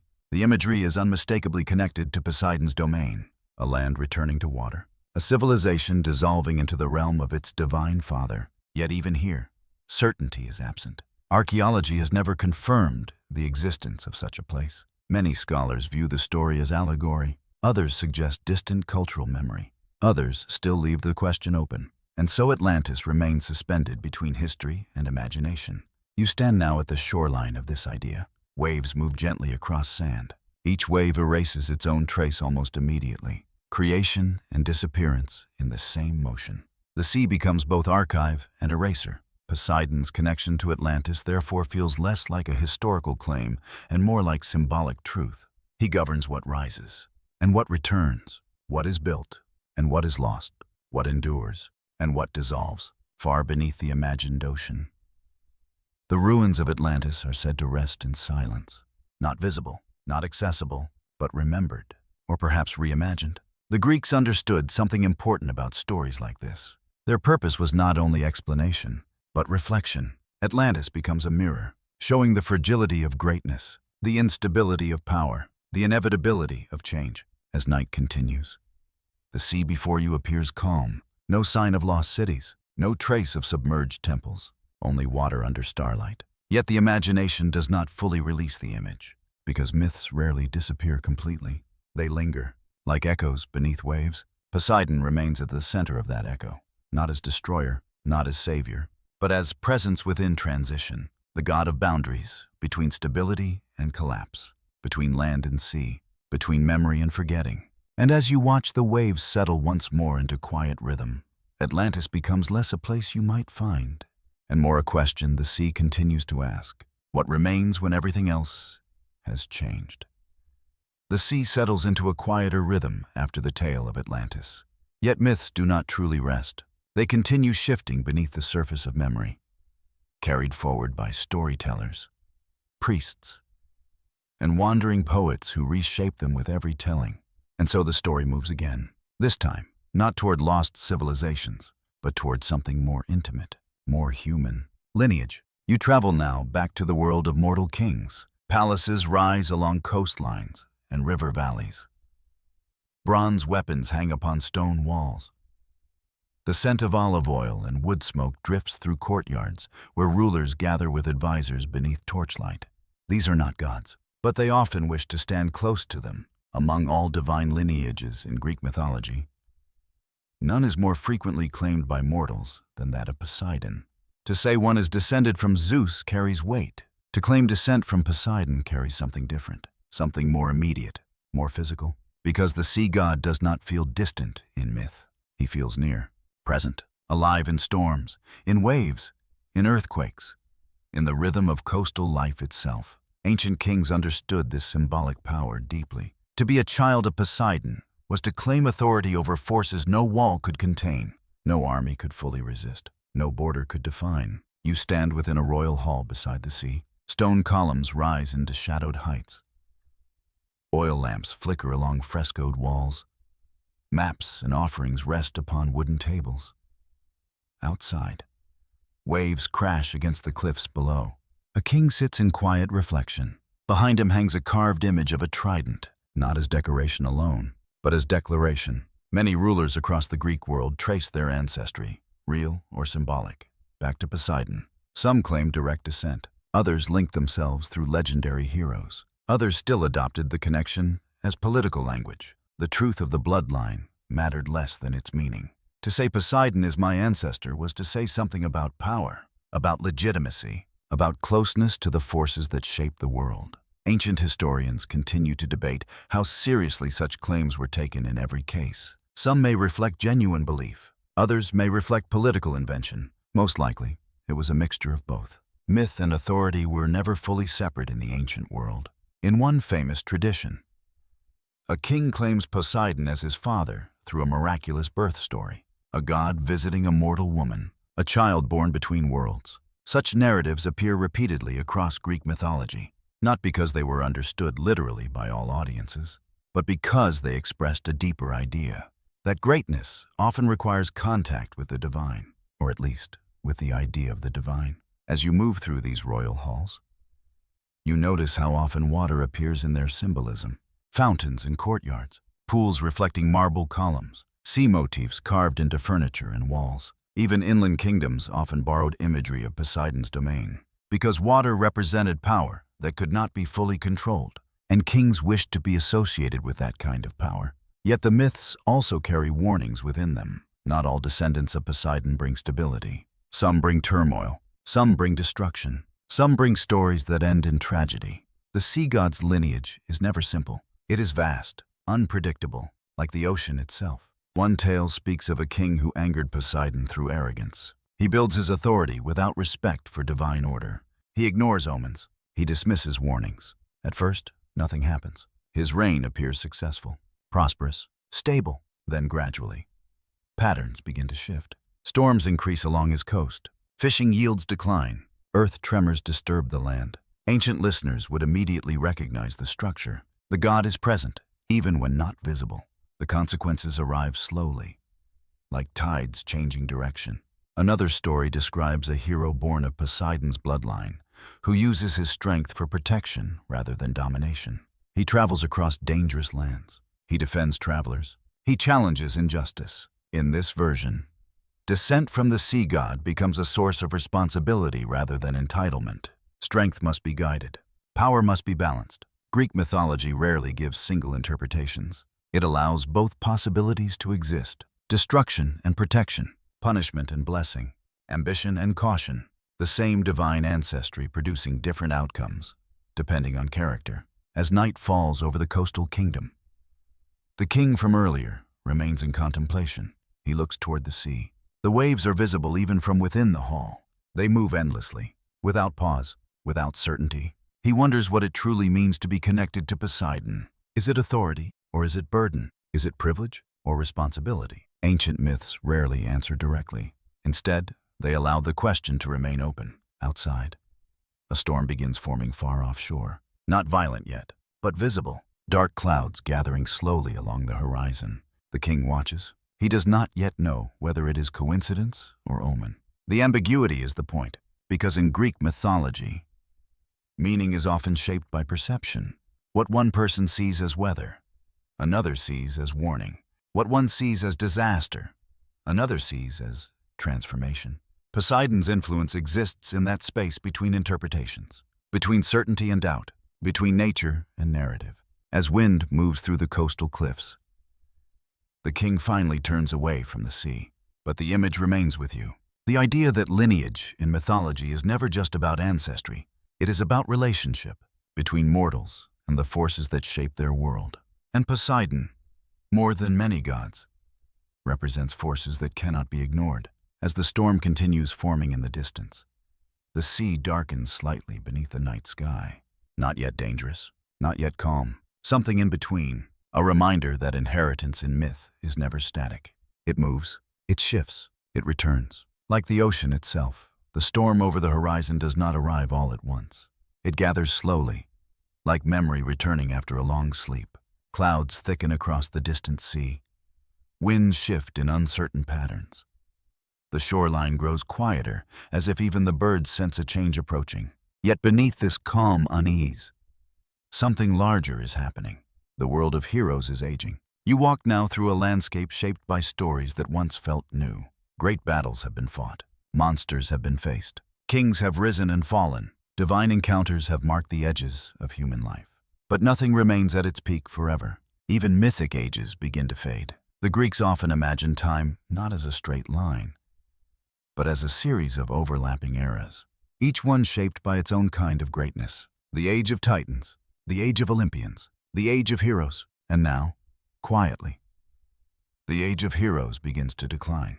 You stand at the edge of a quiet harbor. The boats are fewer than before, the conversation softer, the stories older. Fishermen speak not of new adventures, but of remembered ones, of heroes who once walked the earth, of voyages that cannot be repeated, of encounters that feel increasingly distant, almost unreal. Even Poseidon's presence in these stories begins to feel different, not less powerful, but more reflective, less immediate, more symbolic. Ancient myths often suggest that divine attention shifts as ages pass, not disappearing, but changing tone. The world is no longer shaped by constant heroic intervention.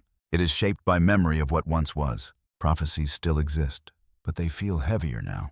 Less like invitations, more like echoes. One such echo appears in the stories of old kings who trace their origins back to divine unions.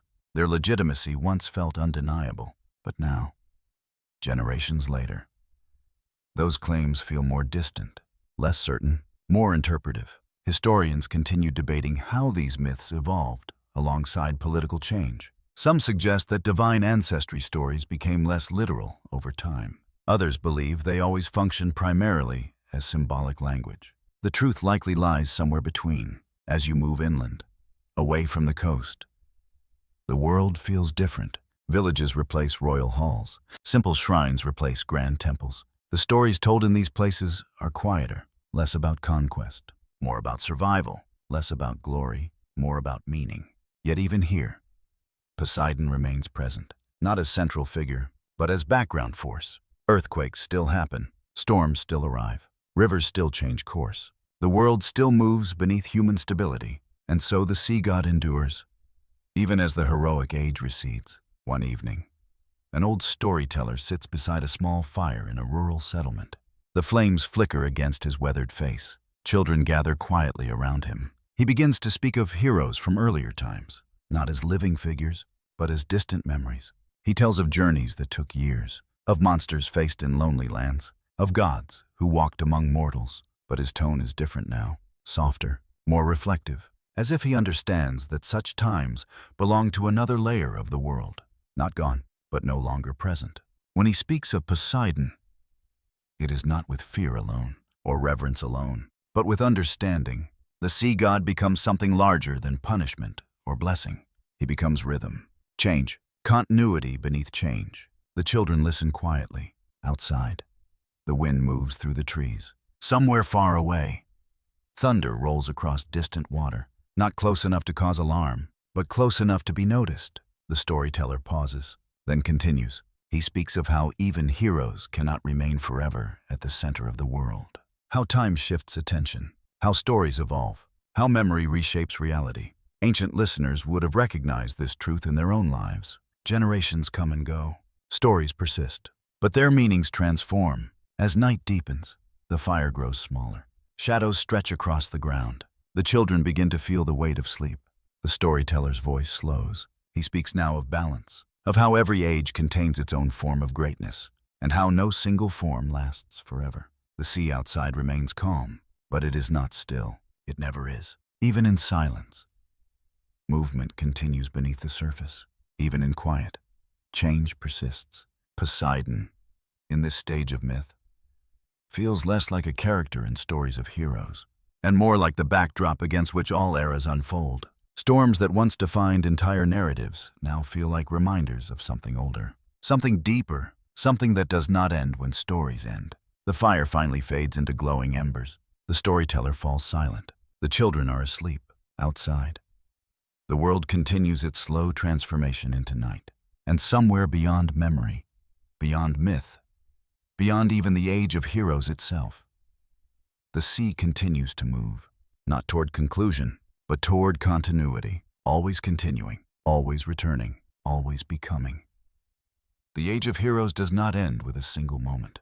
It dissolves, slowly, like a shoreline erased by endless waves. Even after great wars are finished, and great cities fall into memory, the sea continues its movement as if nothing has truly changed. You stand once more above the Aegean. The waters are familiar now. They have carried warriors, merchants, refugees, and kings. They have witnessed victories and disasters. They have absorbed countless prayers. But tonight, the sea feels older, not weaker, not diminished, simply more distant from the age of heroic certainty. Troy has fallen into story. Its walls, once built with divine labor, now exist mostly in memory and song. Ships no longer gather there for war. Instead, travelers pass by its coastline as a place already spoken for by myth. And Poseidon, who once shaped its rise and punishment, no longer acts within it. He remains present, but the role has shifted, from participant to memory, from force within the story to force remembered after it. You follow the path of returning warriors across the sea. Not all of them arrive home easily. Some are lost, some are changed, some return to worlds that no longer recognize them. Ancient mythology often emphasizes this unsettling truth. Home is not a fixed destination. It is a changing place, just like the journey itself. The sea between Troy and Ithaca becomes a landscape of echoes. Storms that once felt immediate now feel like reflections of something larger. Encounters with gods, monsters, and omens become part of a fading, heroic texture. Not gone, but receding. Poseidon's influence still moves through these waters, but it feels less like interruption and more like memory shaping perception. You notice how sailors in later generations speak differently. Less of divine encounters, more of skill, navigation, experience. The world is not less mysterious, but it is being described in new ways. In the mythic imagination, this is what the end of an age feels like. Not disappearance, but reinterpretation. As you move along the coastline, you encounter remnants of older stories. A shrine half covered by sand, a carved stone eroded by salt wind, fragments of inscriptions that once told of gods walking among men. Now only partial words remain. The sea continues to erase and preserve at the same time, destroying clarity, preserving suggestion. This dual nature feels important. Poseidon's domain has always been about transition, between land and water, between stability and movement, between what is remembered and what is lost. Far out at sea, a lone ship travels beneath a fading sky. Its sails are worn, its crew older than those of earlier myths. They do not expect miracles. They do not expect monsters. They expect weather, waves, distance, time. And yet, even now, the sea retains its unpredictability. A sudden wind rises, not violent, but insistent. The ship adjusts its course. The sailors speak quietly among themselves, not of gods, but of conditions. Still, in the back of their minds, older stories remain. Stories told by grandparents, stories half-believed, stories half-remembered. Poseidon has not disappeared.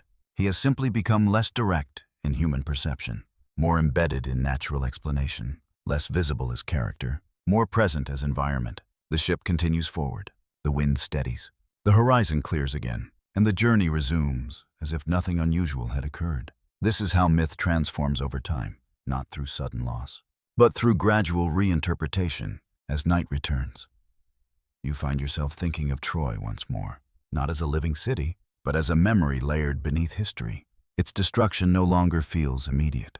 It feels distant, like something spoken about rather than witnessed. And yet its story continues to shape the understanding of the sea, because every journey across the Mediterranean still carries echoes of that war. Every storm still feels connected to wandering. Every delay still feels like consequence. Poseidon remains part of this framework, but no longer as central actor, more like underlying principle, a reminder that movement across water is never fully in human control, even when gods are no longer named directly. Their presence lingers in the structure of experience. As dawn approaches, the sea becomes calmer. Light spreads across the horizon in soft layers of gold and pale blue. The water reflects it gently, without distortion, almost peacefully for a moment. Everything feels balanced, not resolved, but stable enough to continue. You realize that this is how the age of heroes truly ends, not in collapse, but in quiet continuation without spectacle. The stories remain, but they no longer command the present. They drift into memory, into teaching, into reflection. And Poseidon, who once stirred entire narratives with storms and curses, now becomes something quieter still. A presence behind the world, rather than within every moment of it. The sea stretches endlessly ahead. Ships continue to sail. Fishermen continue to cast nets. Coasts continue to shift slowly under wind and tide. And the gods, once so vividly present in every action, now inhabit the edges of understanding. Not gone, never gone, but no longer centered. The waves continue, the sky brightens, and the world moves forward into a quieter kind of myth. The sea does not forget, not in the way humans forget, not through fading or loss, but through persistence beneath change. You stand again at the shoreline, where water meets land in an endless negotiation that never truly ends. Each wave arrives with memory of the one before it. Each retreat leaves behind a trace that is immediately rewritten, yet never entirely erased. This is how the Greeks imagined the sea, not as empty space, but as memory in motion. Poseidon, in this final movement of myth, becomes less a ruler acting upon the world and more the world itself remembering how to move. The heroic age has passed. Troy is no longer a living place of war. Odysseus is no longer wandering through divine punishment. The great contests of gods and mortals have receded into story, and yet the sea remains. Always. You walk along a quiet stretch of coast where small fishing villages now stand in place of older, legendary sites. Nets hang drying in the wind. Wooden boats rest upside down on sand. Smoke rises gently from hearth fires inside simple homes. Life has not ended with myth. It has continued beyond it, but something has changed in how it is understood. When storms come now, people still speak of Poseidon, but differently, not as immediate force behind every wave, more as presence embedded in the nature of the sea itself. A language rather than a voice, a pattern rather than a personality. Ancient storytellers, in later generations, often reflected on this shift. Some said the gods had withdrawn. Others said humans had learned to see differently. Others still believed both ideas were true at once. The ambiguity remained. You sit near the water as evening settles. The horizon glows with fading light. A fisherman nearby repairs his nets in silence. He does not speak of heroes. He does not speak of monsters. But when the wind shifts slightly, he pauses, not in fear, not in expectation, simply in awareness, as if acknowledging something older than language itself. The sea offers no explanation, only movement. And movement is enough. Further inland, stories of Poseidon have become part of tradition rather than daily life. Children hear of him as part of learning the old tales. Sailors still whisper his name before voyages, but often without ceremony. It is habit now, memory folded into practice. The god has not vanished. He has settled into the background of existence, like tides, like weather, like the slow shaping of coastlines over time. You think of all that has passed through these stories, the swallowing of gods in the Age of Titans, the emergence of Olympus, the division of the cosmos, the forging of the trident, the shaping of horses from sea and earth, the contest of cities, the anger of broken promises, the monsters beneath the waves, the storms across endless journeys. Each moment once felt immediate. Now they feel layered, as if time itself has placed distance between you and them. And yet, the sea remains unchanged in its essence. It still rises. It still falls. It still connects distant shores. It still separates them. This duality is perhaps the final truth Poseidon represents. Not chaos alone, not order alone, but motion that contains both. As night deepens, stars appear above the water in scattered reflection. The sea mirrors them imperfectly, constantly reshaping their image with each small movement. Nothing stays fixed. Nothing stays identical. And yet everything remains recognizable. That is what the waves remember. Not exact events, but patterns. Movement, return, departure, change, balance. You realize that even without stories, the sea would still be what it is. But without stories, it would not be understood. Myth does not create the ocean. It gives shape to how it is felt. And Poseidon, in that sense, is not ending here. He is dissolving into that understanding, not disappearing, becoming indistinguishable from the thing he represents. The waves continue their rhythm along the shore, soft, endless, unhurried, somewhere far beyond the visible horizon. Ships still move across open water. Some will arrive safely, some will not, but all will pass through the same domain, the same memory, the same motion. And in that motion, Poseidon still exists, not as interruption, not as climax, but as continuity itself. The sea remembers only what it needs to remain the sea, and that is enough. The night is quiet now, not empty, but softened, as if the world has finally learned how to speak without urgency. You sit at the edge of the water where land dissolves into tide. The sea breathes in slow, patient rhythms. Each wave arrives, pauses briefly against the shore, then withdraws again into darkness that never feels hostile, only vast. At this point in the journey, Poseidon is no longer a figure who appears. He is a way of understanding what appears. The ancient Greeks lived with this awareness constantly. Even when they did not name it directly, the sea was not just geography. It was meaning layered upon experience. You think back through everything the stories have shown you, not as a list, but as echoes. A god born in fear beneath the rule of Cronus, a child swallowed into darkness and returned into light.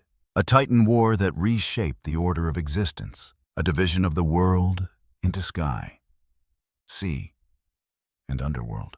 A trident forged into symbol, a palace beneath shifting waters, a marriage that bound divine forces together. Children who inherited both power and uncertainty, a city that chose between olive tree and salt spring, a king whose promise fractured into punishment, a monster rising from the deep, a wandering hero lost across endless waters, storms that felt like memory made visible, earth that moved beneath human certainty, and finally, a sea that contained all of it without breaking. Each story, on its own, feels separate, but together, they form something continuous, like currents beneath different coastlines that are never truly disconnected. Ancient listeners did not experience these myths as isolated tales. They experienced them as a network of meaning, a way of reading the world. The sea was not simply water. It was unpredictability given shape. It was connection between distant lands. It was danger without visible origin. It was blessing that could vanish without warning. Poseidon, in this understanding, becomes less a personality and more a language, a way of saying that reality itself contains forces beyond control, not hostile, not kind, but real. You look out across the dark water. The surface is almost still tonight, but even stillness is movement slowed rather than ended. This is what the myths always return to. Nothing is ever fully static. Not gods, not mortals, not the world itself. The Greeks understood their gods through this principle. Each deity was a reflection of a force that could not be contained in simple explanation. Poseidon was the sea, but also the instability beneath land, the unpredictability within strength, the hidden pressure within calm, and perhaps, most importantly, the reminder that even stability rests upon movement we do not see. As time passed, later generations began interpreting these myths differently. Some saw allegory, some saw history distorted by memory, some saw poetry describing natural forces, others saw divine presence still alive within the world. The truth, in mythological terms, does not settle into one answer. It expands into interpretation. You feel that expansion now, sitting beside the water, listening to its slow rhythm. It becomes clear that Poseidon's story was never only about gods. It was about how humans experience uncertainty, how they name it, how they endure it, how they find rhythm within it. The sea continues moving, not toward conclusion, not toward resolution, but toward continuation. And perhaps that is the final lesson carried through all these stories, that existence itself is not a finished shape. It is a process, a movement, a constant becoming. Even the gods, in their myths, are part of that movement, not above it, not outside it, but within it. As the wind rises slightly from the water, you notice how easily it passes over the surface without disturbing its depth. The surface responds, but the deeper motion remains unchanged. That separation between surface and depth is where Poseidon has always lived, not only beneath the sea, but beneath appearances, beneath certainty, beneath explanation. The night grows colder now, but not uncomfortable, the kind of cold that invites stillness. You take one final look across the horizon. There is no beginning or end visible, only continuity. And in that continuity, the ancient sea god remains present, not as figure waiting to be seen, but as the understanding that nothing is ever fully still. Everything moves, everything returns, everything changes, and still remains itself. The waves continue, soft, endless, patient, as if remembering everything without needing to say it aloud. The sea is quiet now, in a way that feels almost complete. Not silence, but a settling. A long exhale from something vast that has been moving since before memory, and will continue moving long after it is forgotten. You stand at the edge of the shore beneath a sky filled with endless stars. They scatter across the darkness like fragments of older worlds, reflected faintly in the water below. The boundary between sky and sea feels thinner tonight, as if both are listening to the same distant rhythm. In this final moment of the journey, Poseidon is no longer something you follow. He is something you recognize, not in shape, not in voice, but in pattern, in motion, in presence. You think back through everything the sea has carried you across. The birth of a god in fear and prophecy, the swallowing of divine children into darkness, The Titan War that broke the old order of existence. The casting of lots that divided sky, sea, and underworld. The forging of the trident that marked authority over shifting waters. The palace beneath the ocean, alive with currents and light. A reluctant queen who became part of the sea itself. Children whose futures carried both blessing and warning. A city choosing between permanence and usefulness. A king whose broken promise awakened consequences in waves. A monster rising from depths that do not forget. A hero who wandered through storm after storm, shaped by unseen anger. The trembling earth that reminded mortals of forces beneath their feet.